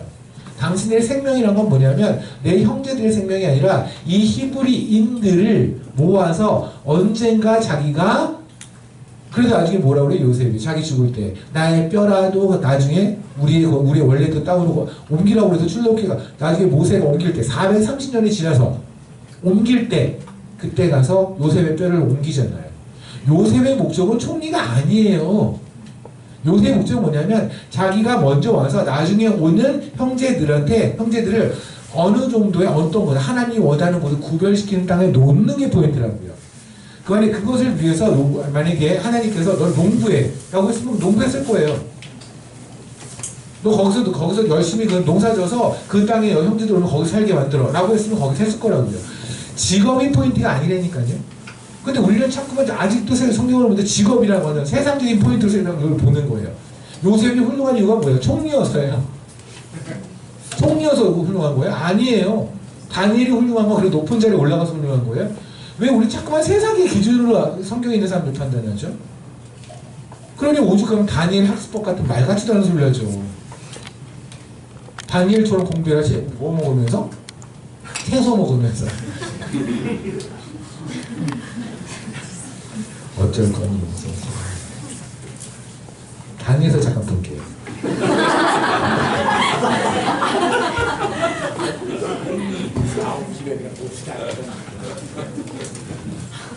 할 거예요, 내 팔이에요. 일단 화 났으니까 화 나니까 다니엘서 보고 가자고요. 다니엘서 1장이에요. 1장. 다니엘서는 1장을 이해를 못하면 다니엘서는 전혀 이해를 못해요. 다니엘서 1장의 포인트는 뭐냐면 보세요. 유다왕 여호와김이 다스리니 3년이 되는 해에 바벨론왕 느부갓네살이 예루살렘에 이르러 성을 에워쌌더니 주께서 유다왕 여호와김과 하나님의 전 그릇 얼마를 그릇을 넘기시니 그가 그것을 가지고 신할 땅 자기 신들의 신전에 가져다가 그 신들의 보물 창고에 두었더라. 왕이 환관장 아스부나스에게 말하여 이스라엘 자손 중에 왕족과 귀족 몇 사람 곧 흠이 없고 용모가 아름다우며 모든 지혜를 통찰하며 지식에 통달하며 학문에 익숙하여 왕궁에 살만한 소년들을 데리고 오게 하셨고 그들에게 갈대아 사람이 학문과 언어를 가르치게 하였고 또 왕이 지정하여 그들에게 왕의 음식과 그가 마시는 포도주에서 날마다 뜰 것을 주어 3년을 기르게 하셨으니 그 후에 그들은 왕 앞에 서게 될 것이니라. 그들 가운데 유대 사람은 곧 다니엘과 하나냐와 미사엘과 아사랴가 있었더니 이름을 바꿔서 벨드사살이라 불렀고 사드락이라 불렀고 메삭과 아벤느고라 하였더라. 그때 다니엘이 뜻을 정하여 왕의 음식과 그가 마시는 포도주로 자기를 더럽히지 아니하였더라. 그래서 다니엘은 술 먹지 않아서 머리가 좋고 이랬던 얘기인가요? 그게 포인트일까요? 세상에. 정말 기억하실 건 뭐냐면 지금 이 바벨론이 하고 있는 것이 정확하게 세상의 이야기예요. 왜 여러분이 요한계시록에 자꾸만 바벨론, 음녀 바벨론이라고 말하는지를 아셔야 돼요. 바벨론의 이 이야기는 물론 바벨론 시적으로 그렇게 했겠죠. 느부갓네살이라는 왕은 분명히 다니엘과 그 세 친구에게 이렇게 말했겠지만 왜 그랬을까요? 왜 이들을 이렇게 음식을 주고 그들에게 포도주를 주고 뭐 그렇게 했을까요? 예, 맞아요. 그게 뭐냐면 음식이라고 하는 건 사람의 계급을 말하거든요. 무엇을 먹느냐, 그죠? 똑같은 회를 먹어도 어느 일식집에서 먹느냐, 아니면 그냥 일반 그냥 이런 데서 뭐 그냥 싸게 먹느냐, 아니면 어디 가서 그냥 방에 들어가서 그러고 먹느냐에 따라서 똑같이 뷔페를 먹어도 여기서 먹느냐, 어느 호텔에서 먹느냐에 따라서 음식이라고 사람의 계급을 말해요, 그죠? 왕이 음식을 줬다는 건 뭐냐면 내가 너를 픽업한 거예요. 내가 너를 초이스한 거예요. 너는 내 것이란 얘기예요. 이해하시겠습니까? 그렇기 때문에 주님께서 본인의 살을 줘서 우리를 가진 거잖아요. 먹을 거. 주님은 살을 줘서 우리를 만드는 거잖아요. 그죠? 바벨론 왕이 음식을 줬다는 건 뭐냐면 세상이 주는 음식으로 세상이 주는 명예라는 걸로 세상이 주는 무엇으로 자기네 걸 만들겠다는 얘기예요. 포도주는 혹시 기억나시나요? 포도주 먹는 게 뭐 큰일이에요. 주님도 먹었는데. 예수님도 포도주 마셨어요. 그게 뭔 큰일인데요. 제가 얘기했잖아요. 포도주는 성취를 의미한다고 말씀을 드렸죠. 제가 쓸개탄 포도주 설교 때 했었잖아요. 포도주는 성취를 뜻해요. 그래서 노아가 120년 동안 열심히 배를 만들고 나중에 포도나무를 심어서 포도주를 먹은 이유는 술 먹고 싶어 환장해서가 아니에요. 하나님하고 정말 모든 하나님 120년 동안 배를 만들었던 게 말이에요. 할 수 있겠어요? 120년 동안 산 위에서 비가 한 방울도 오지 않는 곳에서 홍수가 날 거라는 하나님의 말씀 하나 믿고 120년 동안 배를 만들었대요. 뭐가 도구가 있어? 뭐가 있어요? 그 120년 동안 하고 나서 나중에 하나님께서 홍수를 내렸고 그 다음에 모든 게 이루어졌을 때 하나님께서 내가 너랑 샴페인 한잔 하자는 거예요. 해냈다는 거예요. 이해되십니까? 그게 바로 포도주예요. 그래서 민수기 6장에서 나신의 서원 때 포도주는 자기의 서원 기간 동안에 포도주를 먹지 말라고 하거든요. 1년을 만약에 하나님께 서원했으면 1년 동안은 포도주를 먹으면 안 돼요. 포도주, 포도, 건포 다 안 돼요. 그러다가 1년이 지나면 먹을 수 있어요. 왜? 성취한 거잖아. 하나님에게 자기가 약정했던 기간, 헌신했던 기간이 성취된 거죠. 그럼 먹을 수 있다니까요. 그럼 왜 느부갓네살은 굳이 포도주를 주려고 그랬고 왜 다니엘은 굳이 포도주를 안 먹는다고 했을까요? 포도주가 무슨 문제인데? 먹을 수 있잖아요. 있다. 바벨론은요. 바벨론에서 안에서는 성취를 느끼면 안 되는 거거든요. 이해하시겠습니까? 이 땅에서 우리는 포도주를 먹으면 안 돼요. 그냥 포도주를 먹으면 안 된다는 얘기가 아니라 이 땅에서 성취가 없다고요. 우리의 성취는 예수 그리스도만의 성취고 우리가 나중에 가서 포도주 한 잔 먹을 것은 주님이 우리에게 마지막 날 주실 거라고요. 욕받다 그러면서. 그 다음에 이름을 바꾸죠. 왜 이름을 바꿀까요? 우리나라도 옛날에 한국에서 창씨개명 그래서 일본 사람들이 일본 이름을 바꿨죠. 이름을 바꾼 게 이런 거예요. 간단하게 그냥 설명할게요. 다니엘이라는 건 원래 하나님은 나의 법관, 하나님은 나의 법관이셔 이런 뜻이에요. 그런데 벨드사살의 이름으로 바꿨죠. 벨드사살이라는 거는 벨이라고 하는 바벨론의 잡신이 있어요. 바알 같은 잡신. 그 잡신의 아들이란 뜻이에요. 벨드사살. 그러니까 이렇게 말하면 이거예요. 하나님의 법관, 하나님의 사람을 자기네들이 이름을 바꿔서 너는 우리 신의 세상의 아들이야. 대전의 아들 이런 거 있잖아요. 금메달 따면 하는 거. 너는 대전의 아들. 우리는 하나님의 아들인데 넌 대전의 아들이야. 이렇게 만드는 거예요. 그리고 하나님은 원래 하나님의 사람이라는 뜻이에요. 하나님의 사랑을 받는 자. 하나님의 사랑. 뭐 이런 뜻이에요. 그런데 거기서 사드락 있잖아요. 사드락에서 락이라고 하면 태양신을 뜻해요. 그래서 이거는 뭐냐면 태양신이 아름답게 만든 자. 이해되십니까? 그 다음에 거기는 매삭이 있죠. 매삭. 그러니까 원래 미사인데 매삭을 바꿨잖아요. 미사이라는 건 하나님을 닮은 자인데 매삭이라는 거는 달신, 달이거든요. 달신을 닮은 자. 그리고 아사랴 같은 경우에는 아벤느고라고 했잖아요. 느고라는 게 당시에 있었던 왕을 부를 때 느고라고 부르거든요. 그러니까 아벤느고는 그 왕, 그 바벨론 왕의 종. 근데 원래 아사랴라는 뜻은 하나님의 도움이라는 뜻이거든요. 무슨 말인지 알겠어요? 하나님의 사람을 세상 사람으로 만들기 위해서 이름을 다 바꿨단 말입니다. 그래서 다니엘서를 보면 다니엘이 계속해서 자기를 다니엘이라고 부르는 거예요. 다니엘서 썼잖아요. 만약에 다니엘이 바벨론하고 많이 섞였다면 이건 다니엘서가 아니죠. 벨드사살서겠죠. 이해되시겠어요? 근데 다니엘은 그쪽에서 주는 세상에서 주는 이름 따위가 중요하지 않았다고요. 거기서 주는 벨사단이 이름은 너무너무 좋은 거예요. 네가 이름만 받으면 너는 세상의 모든 걸 내가 다 줄게. 그런데 다니엘은 아니에요. 괜찮아요. 안 줘도 돼요. 안 필요 없어요. 저는 하나님이 주신 이름으로 살 거예요. 저는 그리스도인으로 살 거라고요. 당신들이 어떤 이름을 줘도 그 이름 때문에 제가 그리스도의 이름을 포기한다고 한다면 저는 그거 안 받고 그리스도인으로 살겠다고요. 빌어먹어도 그리스도인으로 빌어먹겠다고요. 이게 다니엘이에요. 그런데도 불구하고 우리는 여전히 다니엘과 세 친구 이름을 여전히 변화된 이름으로 부르죠. 희한하지 않나요? 사실은 저는 확신해요. 성경에도 그렇게 기록을 했지만 왜냐하면 성경에도 벨드사살이라 불리는 다니엘이라는 표현이 있어요. 왜냐하면 바벨론 사람들은 벨드사살을 불렀거든요. 다니엘은 스스로는 다니엘인 거예요. 그렇다면 세 친구도 마찬가지 같아요. 세 친구는 거기서는 하나나라 부르고 사드락을 불렀지만 그들끼리는 전부 자기 이름을 불렀겠죠. 불 속에 들어가기까지 하나님을 양보할 수 없었던 자들인데 감히 세상에서 주는 이름 몇 가지 때문에 그리스도를 포기했을까요? 천만에요. 이 강의 바로 뭐예요? 음식을 거부한 거예요. 포도주를 거부하는 거예요. 다니엘이. 왜? 난 니들이 주는 계급이 중요하지 않아. 이것으로 나에게서 예수를 빼앗아 가려면 난 절대 굶어 죽어도 안 먹어. 근데 갑자기 여기에서 채소를 먹었더니 머리가 좋다는 얘기가 느닷없이 어디서 등장을 해서 다니엘 학습법이 왜 등장하냐는 얘기예요. 이게 거꾸로 가는 거 아니에요? 세상에서 그렇게 명예 따려고 니네들이 중간고사 잘 보고 애들한테 시험 잘 보게 하려고 교회 빠지게 하는 게 정상이 아니라는 게 이 얘기의 포인트인데 애들이 시험이 몇 등이 떨어지더라도 예배를 드리는 게 답이라는 건데 그런데 갑자기 다니엘 학습법을 어디 갖다 붙여가지고는 하는 그만 내겠습니다. 진정하고. 네. 그러면 요셉이 마찬가지죠. 요셉의 포인트가 뭐예요? 요셉이 총리된 게 포인트가 아니라고 요셉이 얘기하잖아요. 왜 우린 요셉 말을 안 들어요? 요셉이 그러잖아요. 내가 여기 먼저 와 있는 걸 미안하지 마세요. 여기 와 있는 건 당신들을 환영하기 위해서 하나님 먼저 보내신 겁니다. 근데 당신들을 고센지방에 하나님 놓고 싶은데 그 고센지방에 놓으려면 가장 적합한 인물이 제가 총리가 되는 거예요. 그래서 총리 시켜주신 거죠. 그죠? 그런 거예요. 그런데 왜 우리는 그 총리에만 밑줄을 그냐고요. 보세요.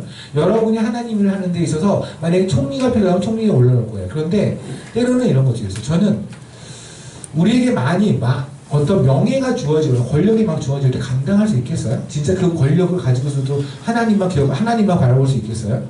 그 내공 없으면 애초에 기도하지 마세요. 그건 어마어마한 내용. 지금 요셉 같은 고백은요, 진짜 요셉이니까 하는 거예요, 내용이. 그 정도 내용이 있으니까 하는 얘기예요. 웬만한 사람이면요, 그 정도 올라가기 전에 이미 하나님 포기했어요. 그죠? 그 내공을 하나님이 쌓으시면서, 하나님이 쌓아주시면, 그다음부터는 뭐 하나님 알아서 하시겠죠. 그죠? 어쨌든 간에 요셉의 이야기에서 제발 부탁드립니다.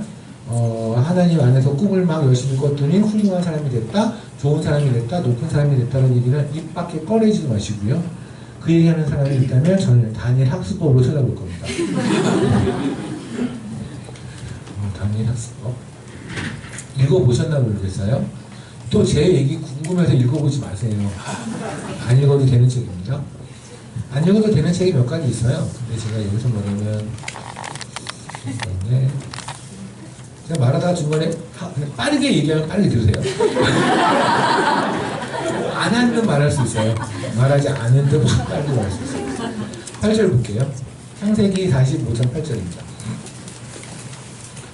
5절 한마디로 납득이 잘 안 갈 수 있을까봐 8절에 다시 한번 반복을 합니다. 그런즉 45장 8절입니다. 그런즉 나를 이리로 보낸 이는 당신들이 아니요. 그랬잖아요. 그죠? 계속 그러잖아요. 내가 여기 온 것은 내가 여기 온 건 하나님이니까요. 나를 이리로 보낸 이는 당신들이 아니요. 하나님이시라. 하나님이 나를 바로에게 아버지로 삼으시고 그 온 집의 주로 삼으시며 애굽 온 땅의 통치로 삼으셨나이다. 왜요? 당신들에게 이 땅을 주게 하려고. 그래서 9절 당신을 속히 아버지께로 올라가서 아뢰기를 아버지 아들 요셉의 말에 하나님이 나를 애굽 전국의 주로 세우셨으니 지체 말고 내게 내려오사 아버지의 아들들과 아버지의 손자와 아버지의 양과 소와 모든 소유가 어디? 고센 땅에 머물며 나와 가깝게 하소서. 하나님은 저를 여기 부른 게 구별시키기 위함입니다. 아멘. 네.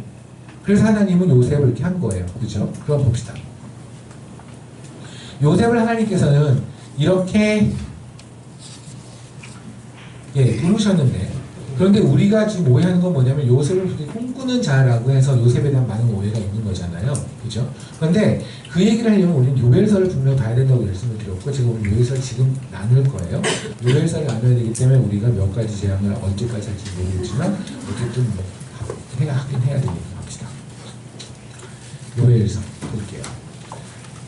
성경에 요엘서라는 게 있다는 사실을 모르는 분도 있을 수도 있어요.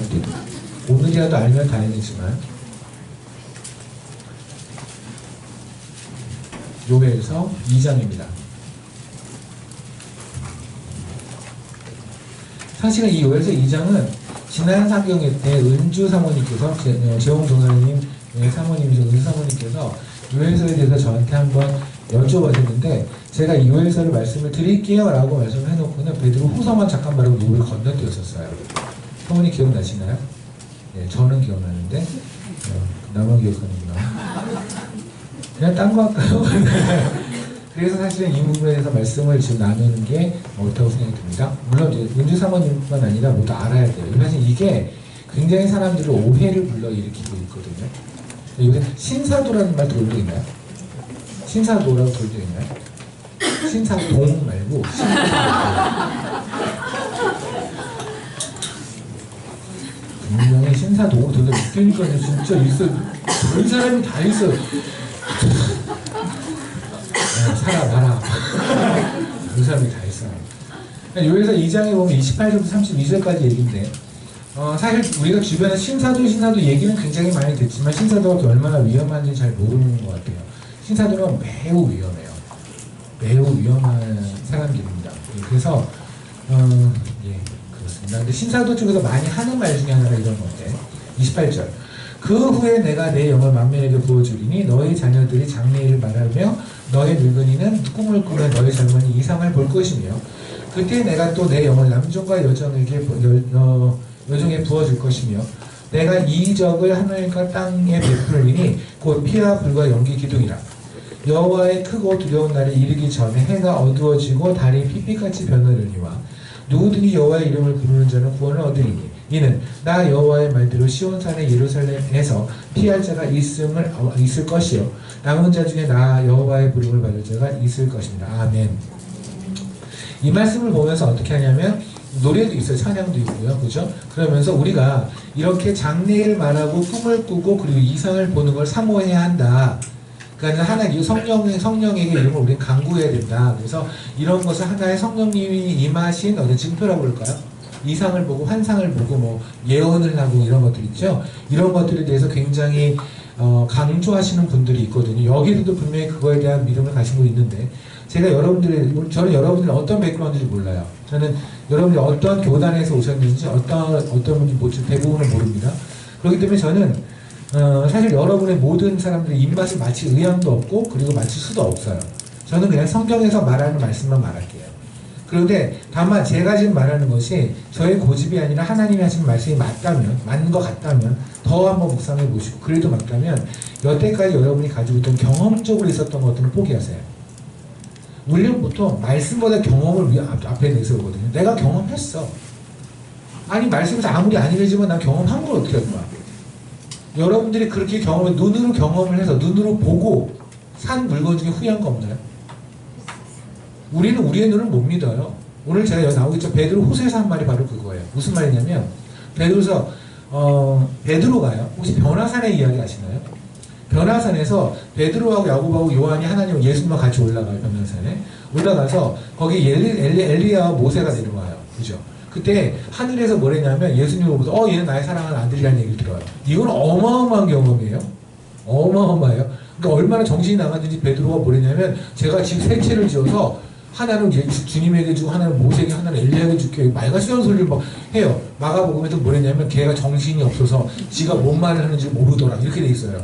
얼마나 정신 나가면 아무 소리나 막 하는 거야 그냥 좋으니까. 그리고 내려왔어요. 근데 혼자가 아니잖아요. 3명. 믿을 만한 사도 3명이잖아요. 그런데 베드로 후서에도 뭐랬는지 아세요? 내가 그런 걸 다 봤어. 그런데 더 확실한 예언이 있습니다. 그 예언이라는 건 뭐냐? 말씀을 뜻하거든요.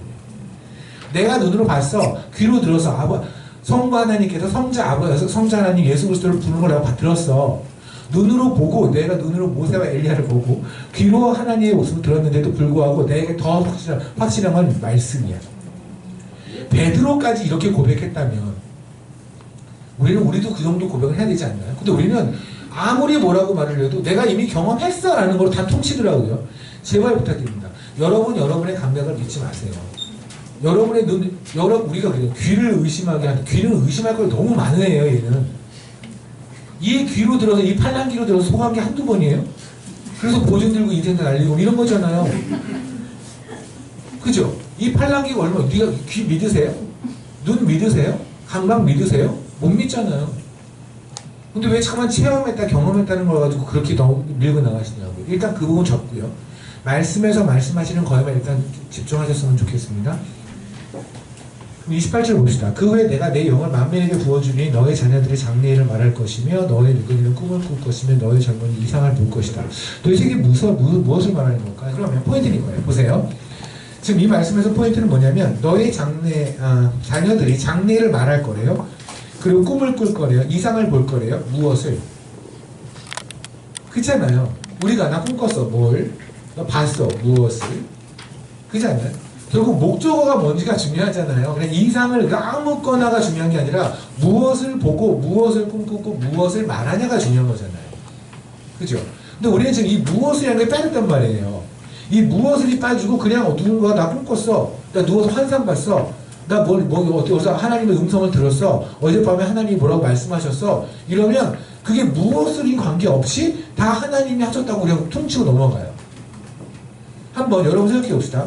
우리가 얼마나 하나님의 말씀을 진지하지 않냐면 만약에 여러분의 동료가 와서 회사에서 굉장히 중요한 이슈에 대해서 여러분에게 말을 했다고 칩시다. 이거 사장님 이렇게 말했다? 근데 그것이 여러분하고 직접 이해관계가 있는 거라면 여러분 더블 체크하겠죠. 그렇지 않아요? 무조건 그 동료의 말만 믿고 가지 않을 거 아닙니까? 그렇지 않나요? 근데 하나님의 말씀이에요. 하나님의 말씀이에요. 그 말씀은 뭐냐면 하나님의 말씀, 그 말씀으로 세상을 창조하셨어요. 하나님은 그 말씀하고 본인이랑 그 언약을 지키시기 위해서 다시 독생자를 십자가에 달려 죽으셨어요. 하나님은 그러신 분이에요. 하나님은 아브라함에게 그 나이 든 아브라함이 기억도 못할지도 몰라요. 또 하나님 워낙 말씀할 때 에코가 있어서 그렇지 있잖아요. 산에 에코가 막 나오고 그것도 분위기가 엄청 크거든요. 그게 또 제가 이제 나누겠지만 일곱 번째 제안 보면 우리 우박 이게 나오거든요. 우박에서 포인트는 우의 소리예요. 우의 소리라는 게 하나님의 음성을 뜻하거든요. 그러니까 하나님께서 말씀하시는 게 바로 우의 소리죠. 꽝꽝꽝 이런 식으로 말씀하시면 아브라함도 무지하게 알아듣기 힘들었을 것 같아요. 그렇지 않아요? 내가 너의 자손을 400년을 내가 종됐다가 400년 풀어줄 때 그거를 다정하게 말하는 게 아니라 400년 이렇게 말하면 오래. 그럼 아브라함이 못 알을 수 있어요. 하나님이 말씀하시고 대강 툭툭 넘어갈 수 있어요. 그런데 아브라함한테 했던 그 약속 430년을 정확하게 모세를 통해 이루시잖아요. 하나님 그러신 분이에요. 하나님 말씀으로 자신을 말씀하시고 그 말씀에 의해서만 속박당하세요. 그건 하나님의 말씀 무슨 말씀이냐면 본인이 하는 말씀을 하나님께서 우리가 보통 언약 약속하는 것처럼 대강 넘어가 버리면 패스하고 지키지 않고 넘어가면 그 하나님을 우리는 신뢰하지 못하잖아요. 왜 우리가 사람들끼리 아빠들 보면은 수많은 약속들을 안 말하잖아요. 그죠? 너 이번에 시험 잘 보면 아빠 뭐 해줄게? 그걸 까먹잖아요. 아빠들은 보통 그래요. 아빠들은 엄마들은 굉장히 많은 약속을 하지만 대부분 까먹어요. 그런데 인간끼리는 다 그런 줄 알고 살아요. 그런데 하나님은 그러면 안 돼요. 하나님은 0.1mm라도 그런 허점이 보이면 하나님이 안 되거든요. 그 하나님의 말씀을 그래요. 하나님이 나에게 이런 마음을 주셨어. 하나님이 나에게 이렇게 말씀하셨어. 그런데 어떻게 더블 체크를 안 해요, 아무도? 그러니까 그러려니.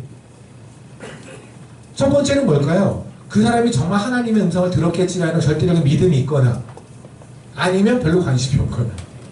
왜냐면 하도 남발하니까. 왜냐면 주변에서 많이 듣잖아요. 하나님이 이거 하라고 하셨어. 그럼 한 다음에 망한 다음에 하나님이 아니시래.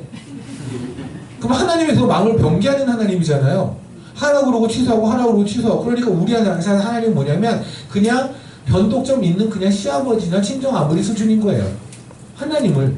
왜냐면 여러분께 그러지 않나요? 하나님이 이런 마음 주셔서 이렇게 했는데 나중에 아니래셔. 아닌가 봐. 내 지금 다 아닌가 봐도 아니에요. 하라고 했어 라고 말하다가 아니면 그냥 조용해요. 그리고 나중에 와서 또 하나님이 이런 마음 주셨어 라고 또 말을 해요. 그러니까 하도 하나님이 이런 마음을 주셨다고 하나님이 이렇게 말씀하셨다고 남발하다 보니까 하나님의 말씀의 가치가 많이 떨어졌나? 잘 모르겠어요.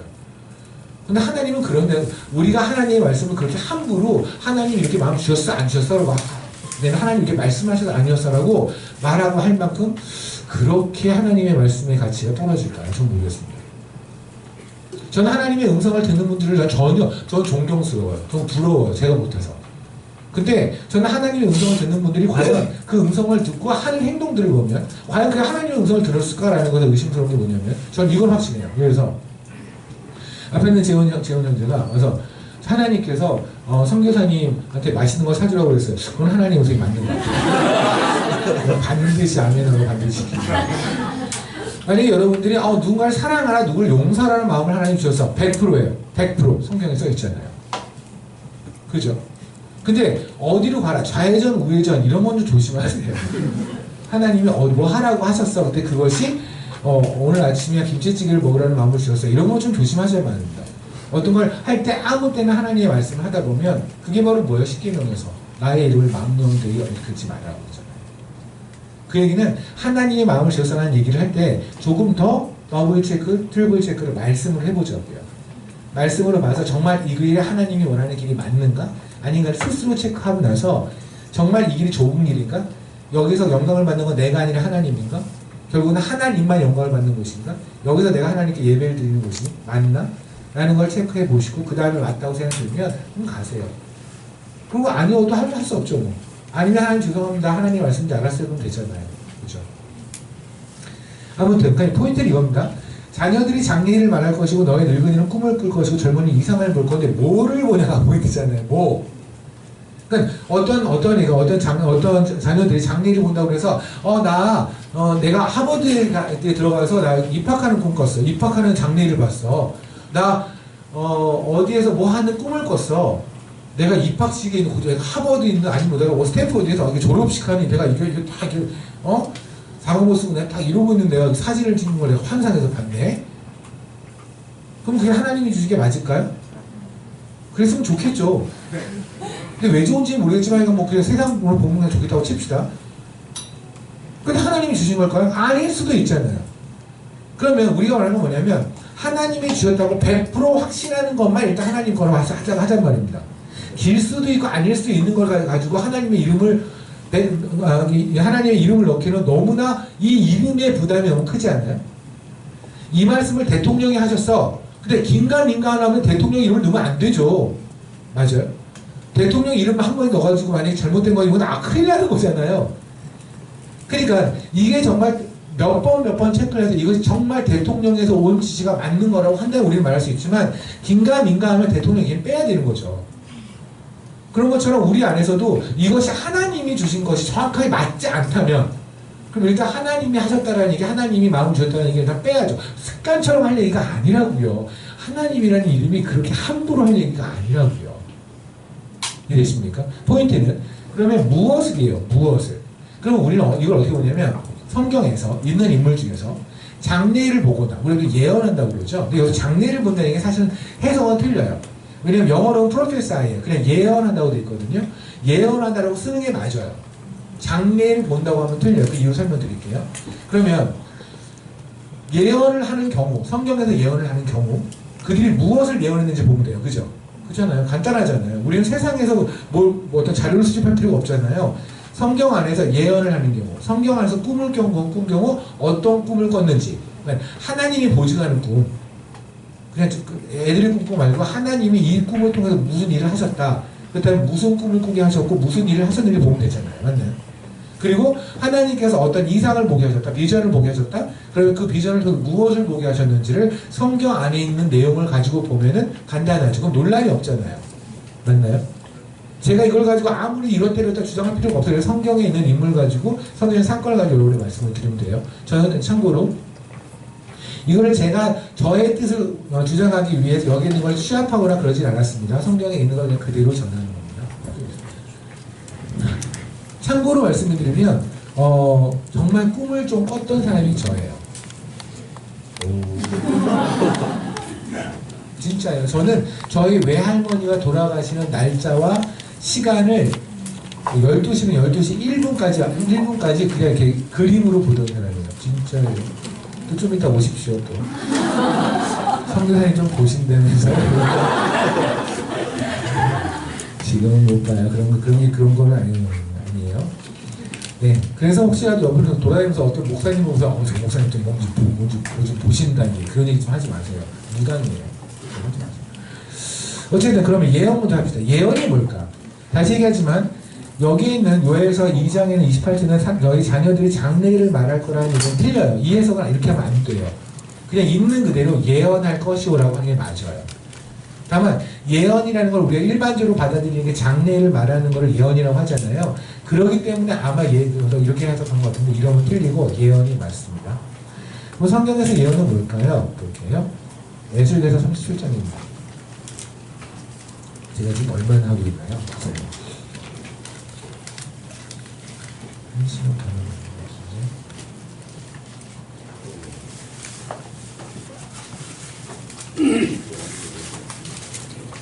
제가 지금 몇 분 하고 있는지 혹시 아시는 분 있나요?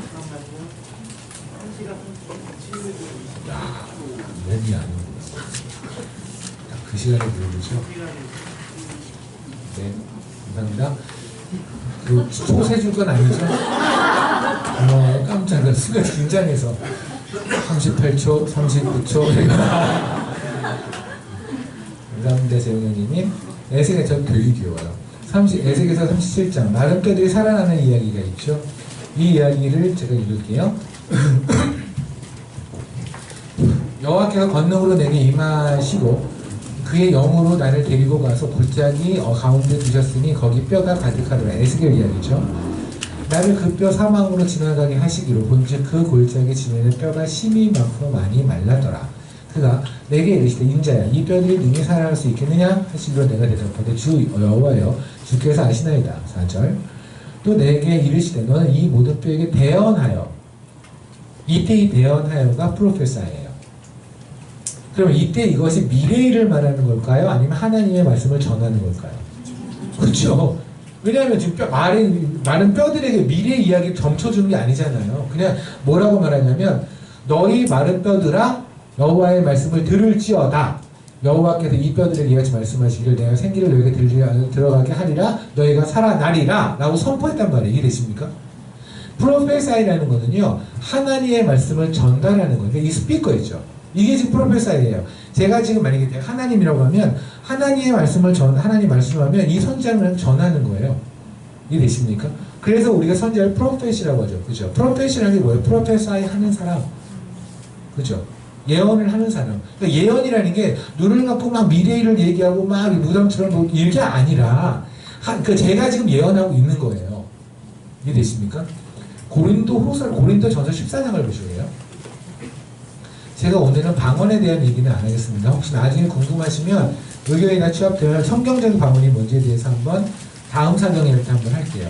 물론 여러분이 가지고 있는 기존에 있던 방언, 그러니까 방언은 많이 하시는데 성경에서 방언을 뭐라고 하는지 잘 모르시는 분들 많더라고요. 그죠? 그러니까 방언을 하라고 해서 하는데, 그리고 방언을 받았다고 하는데 성경에서 방언을 뭐라고 하는지에 대해서 모르시는 분들이 꽤 있어요. 솔직하게. 그래서 성경에서 방언을 뭐라고 하는지를 한번 나눌 시간이 있으면 좋긴 하겠는데, 예, 어쨌든 제가 지금 하는 거는 방언 아니고 예언의 이야기입니다. 그럼 예언을 봅시다. 14절 3절을 볼게요. 예언하는 자는 사람에게 말하여 덕을 세우며 권면하며 위로. 근데 덕을 세운다는 거 아니면 edify라는 거거든요. 그러니까 덕을 세운다는 건 뭐냐면 사람들이 하나님을 더 사랑하고 교회를 더 사랑하게 만드는 것을 덕을 세우는 거예요. 그런데 우리가 일반적으로 알고 있는 예언이, 만약에 이 예언이 일반적으로 알듯이 미래를 얘기하는 거라고 한다면, 교회에서 만약에 제가 내일 비가 올 거야, 내지는 너 요번에 어느 대학교 가겠네, 내지는 당신 사업 요번에 되게 잘 될 거예요 라고 말하는 게 교회에 덕을 세우는 일하고 관계가 있나요? 없잖아요. 그렇잖아요. 아니 내가 누군가의 미래 얘기를 하는 것과 교회에 덕을 세우는 게 무슨 상관이에요? 교회에 덕을 세우는 건 뭔데요? 말씀을 전할 때. 이해하시겠나요? 결정적으로 하나만 더 보여드리면 여러분이 아하 그러실 거예요. 29절. 예언하는 자는 둘이나 셋이나 말하고 다른 이들은 분별할 것이요. 여기서 분별한다는 얘기를 보십니까? 줄 한번 쳐보실래요?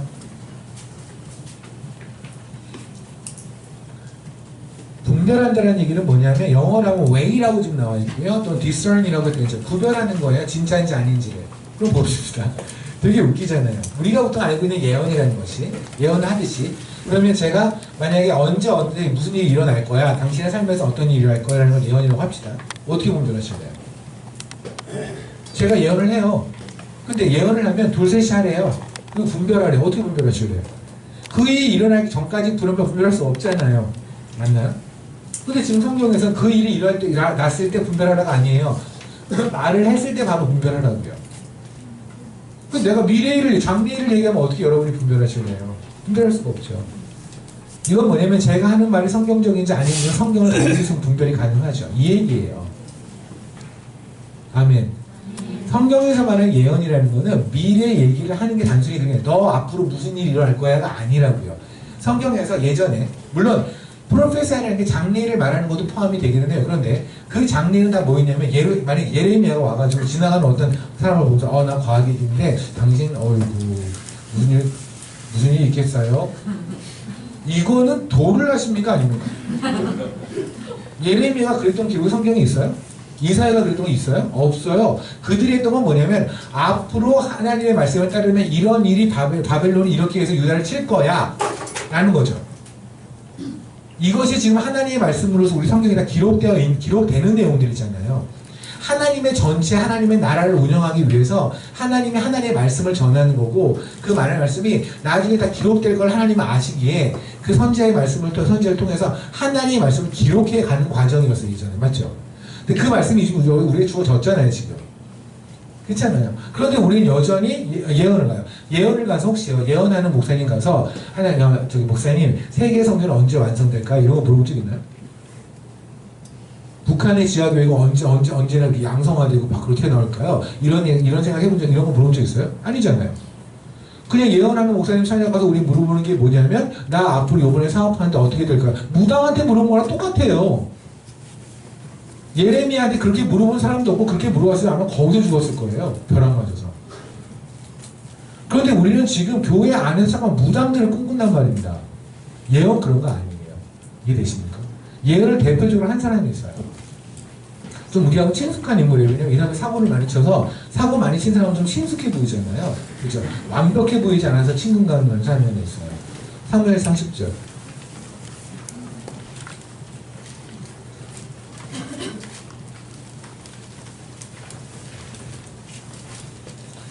사무엘상 10절, 10장입니다.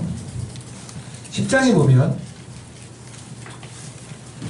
이제 사무엘 1절에 보면 이러죠. 사무엘이 기름병을 가져다가 사울의 머리에 붓고 입맞추며 무슨 말이에요? 아까 우리가 말했잖아요. 하나님은 동시에 일하신다는 설명에서 사울을 사무엘에게 보냈고 사무엘에게는 사울이 올 거라고 말씀하셨고 그래서 사울이 도착했더니 이제 기름을 부어서 왕으로 삼았어요. 그리고 나서 사무엘이 하는 얘기예요. 6절. 내게는 여호와의 영이 크게 임하리니 여호와의 영이 임한다는 건 성령님이 임한다는 거죠. 이 말이 너도 그들과 함께 예언하고 변하여 새 사람이 되리라. 이때 이 얘기는 뭐냐면 그 위에 보면 5절입니다. 그 후에 네가 하나님의 산에서 이르니 그곳에 블레셋 사람들의 영문이 있는지라 네가 그리로 가서 그 성읍으로 들어갈 때 선지자의 무리가 산당에서부터 비파와 소고와 저와 수금을 앞세우고 예언하며 내려오기를 만날 것이라. 이때 예언하고 내려오는 그림 한번 그려보세요. 선지자의 무리가 있습니다. 사람들은 지금 막 악기를 울리면서 내려와요. 이들이 뭐 했을까요? 내 이름 미워 내 이름 미워 이럴까요? 전쟁 날 거야 전쟁 날 거야 이럴까요? 아니죠. 이들은 찬양을 했을 거예요. 그렇죠? 근데 이들이 찬양하는 건 뭐예요? 하나님의 말씀을 가지고 찬양했을 거 아니에요? 시편을 가지고 노래하는 것처럼. 무슨 말인지 되십니까? 이거잖아요. 그러니까 이들이 예언하는 게 뭐냐면 하나님의 말씀을 했다고. 여러분 요한복음 3장 16절을 외우는 것처럼 내지는 하나님의 말씀을 가지고 찬양들 있잖아요. 그죠? 시편의 말씀을 가지고 우리 부르는 찬양 있는 것처럼 그렇게 찬양을 하고 내려왔거나 아니면 사람들이 하나님의 말씀을 막 읊조리고 외우면서 내려왔단 말입니다. 그럴 때 사울의 대답은 뭐냐면 네가 그 선지자를 볼 텐데 너도 그 선지자와 함께 너에게도 여호와의 영이 크게 임해서 너도 그들과 함께 예언하고 변할 거라고. 너도 하나님의 말씀을 말하며 그리고 여러분 우리가 하나님의 말씀을 변했잖아요. 그렇게 할 거라고요. 아멘. 이게 예언이에요. 이게 성경에서 말하는 예언이에요. 근데 우리 성경에서 말하는 예언은 별로 관심이 없고 그냥 세상에서 말하는 예언을 교회에서도 막 하고 싶고 뭔가 미래를 봐서 뭐 하려고요? 난 그게 제일 궁금해요. 미래를 보면 뭐 할 건데요? 봅시다. 만약에 제가 여러분들에게 만약에 여러분이 저에게 신뢰를 해요. 나 바뀌고서 그냥 신뢰할 만해. 근데 제가 오늘 무당이 된 거예요. 그래서 근데 이게 좀 음성 무당이죠. 그러니까 겉으로 티나지 않는데 이제 여러분들이 삥을 듣기 시작하는 거예요. 제가. 그래서 갑자기 삥 뚫을 수 있어요. 저희가 삥 뚫을 수 있어요. 삥 뚫어서 이제 제가 자매님 제가 꿈을 꿨는데 아니에요. 말하면 안 되겠다. 그런데 만약에 이 자매가 저한테 와서 선생님 말씀해 주세요. 이러면 이제 끝난 거죠. 얘 인생은 끝난 거예요. 내가 알아서 이제 내가 원하는 만큼만 뜯어낼 수 있는 거예요. 그래도 되나요? 제가 무슨 얘기를 또 얘기를 하고 있냐? 예언 얘기를 하다가 그랬죠. 아무튼 간에 우리가 이 예언에 대해서 교회에서 자꾸만 이렇게 잘못 가고 있는 이유가 바로 뭐냐면 결국 하나님의 나라에 관심이 없어서 그래요. 내 거에만 관심이 있어서 그래요. 그래서 내 미래를 알고 싶은 거예요. 제가 얘기했잖아요. 근데 만약에 제가 여기 있는 윤정 자매한테 얘기를 했어요. 윤정 자매님 제 생각에는 윤정 자매 단기 선교 갈 계획이잖아요. 네. 거기 가서 큰 사고 날 거예요. 갈까 안 갈까요? 안 가죠. 근데 바울의 이야기는 되게 다르거든요. 사도행전 볼까요? 21장입니다.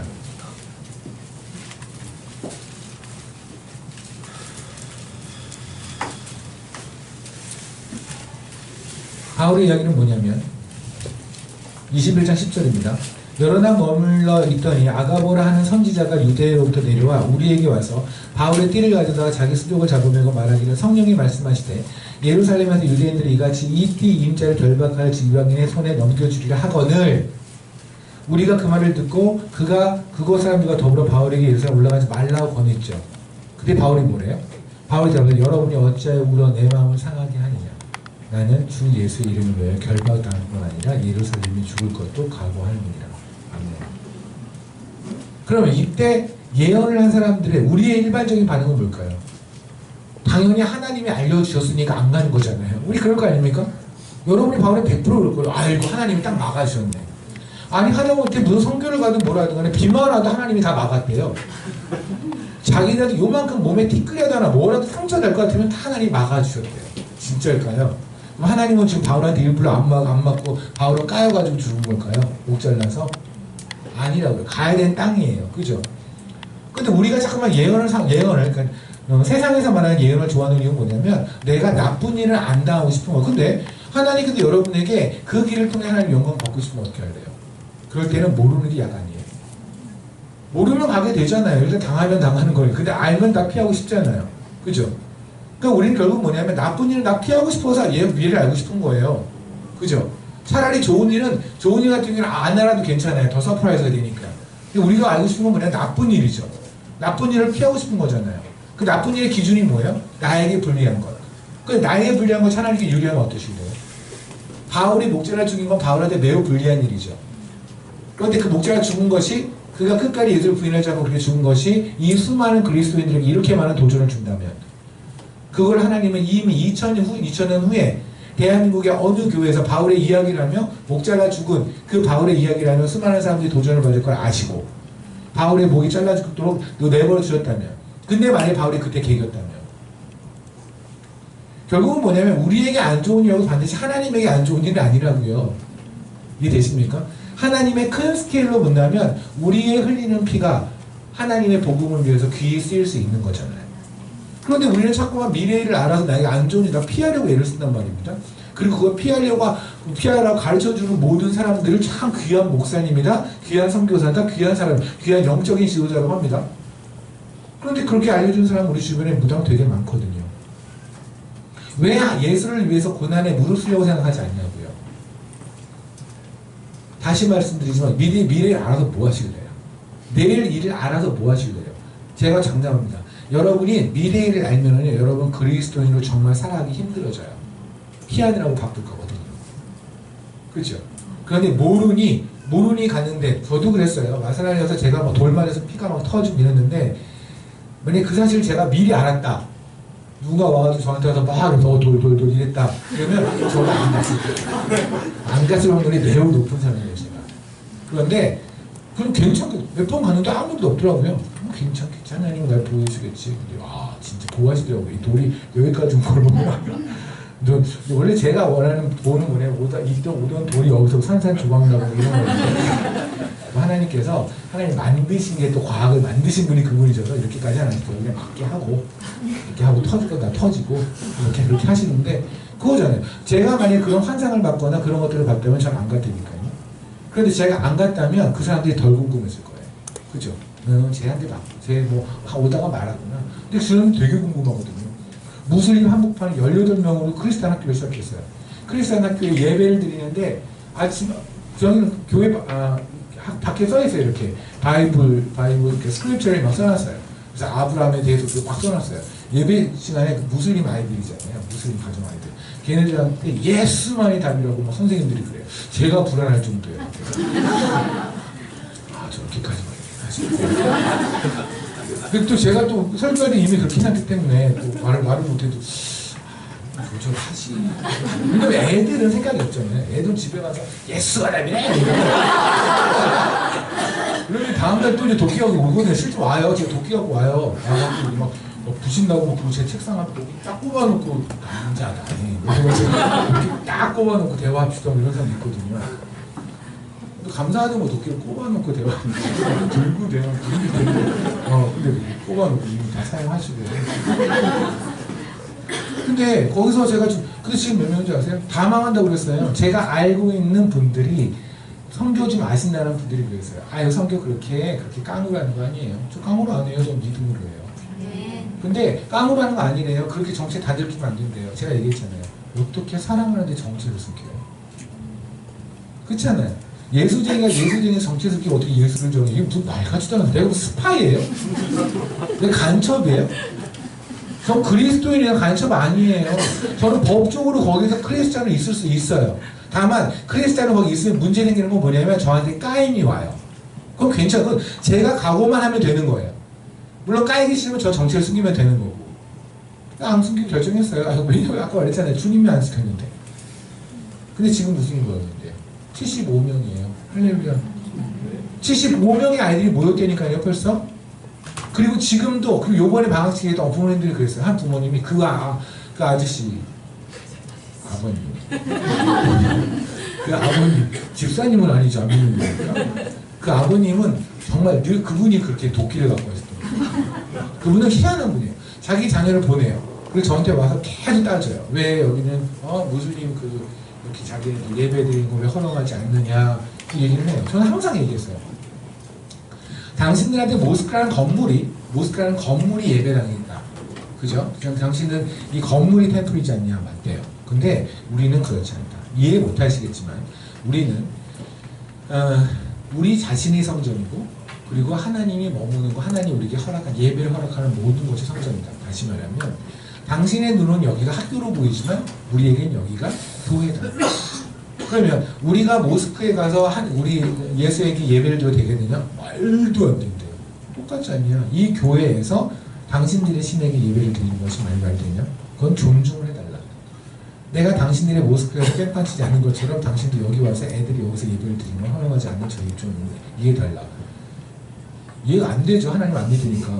근데 납득이 되더라고요. 납득이 되고도 집에 가면 열받고 오면 또 도끼 치고 계속 그러니까 일주일에 한 번씩 오세요. 그분은 일단 월요일이면 오세요. 월요일이면 와가 도끼 딱 치고 얘기를 하면 납득된 다음에 또 저한테 악수하고 이해했다고 대단하다고 가요. 다음 주 월요일 되면 또 똑같은 걸 하는 거예요. 이거 그냥 별로 궁금하지도 않고 그래요. 근데 이분이 이번에 방학 때부터 일어났어요. 저는 또 도끼 들고 일어난 줄 알고 봤는데 뭐냐면 엘토토 교회는 우리가 지킬 거예요. 엘토토 학교는 무슨 일이 나세요? 모스크에서 매주 금요일에 예배를 드거든요. 무슬림들은 거기에 가서 모스크에 있는 그래서 주제는 딱 하나예요. 엘토토 예배를 드리고 나면 모두 모여서 엘토토 얘기만 하는 거예요. 왜냐면 엘토토에 학교를 보내면 학교에 보내면 안 돼. 엘토토에 보내는 학부모들은 전부 다 학교 이 커뮤니티에서 쫓겨내야 돼. 저 파파 어떻게 하자. 뭐 진짜예요. 여러분이 생각하는 것보다 훨씬 더 심한 회의가 일어나요. 그리고 그 있죠. 그 2장이 알려드립니다. 이런 거 이런 방송. 그 방송으로 나와요.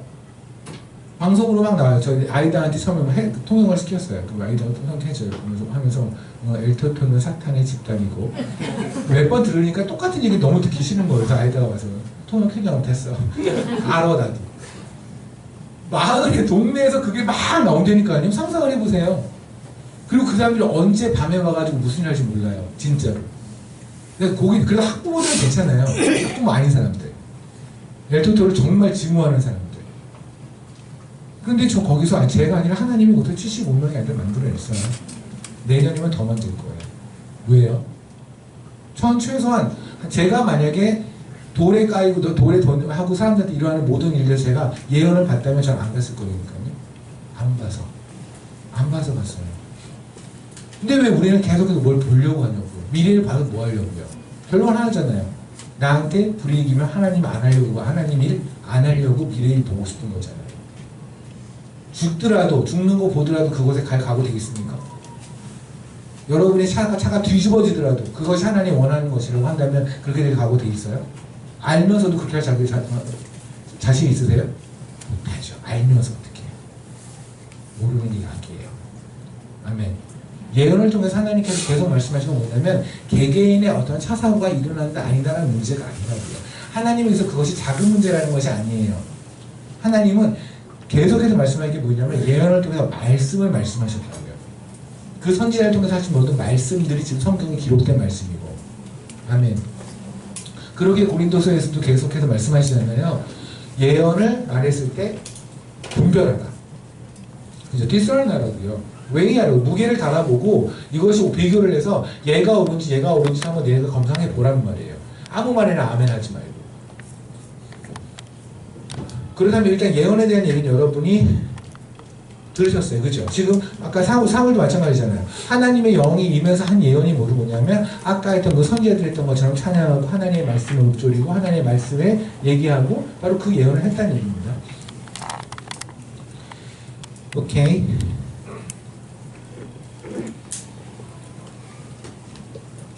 예. 다시 요한계시록 갈게요. 그럼 요에서에서 지금 예언 얘기를 저희 그럼 2시간 오겠나요? 2시간 됐어요? 좀만 쉴까요? 쉬지 마요. 내 목숨 별로 중요하지 않구나. 그래요. 그러면 우리 한 10분만 쉬고요. 다시 모여서 또 요일을 씁시다. 기도하시겠습니다.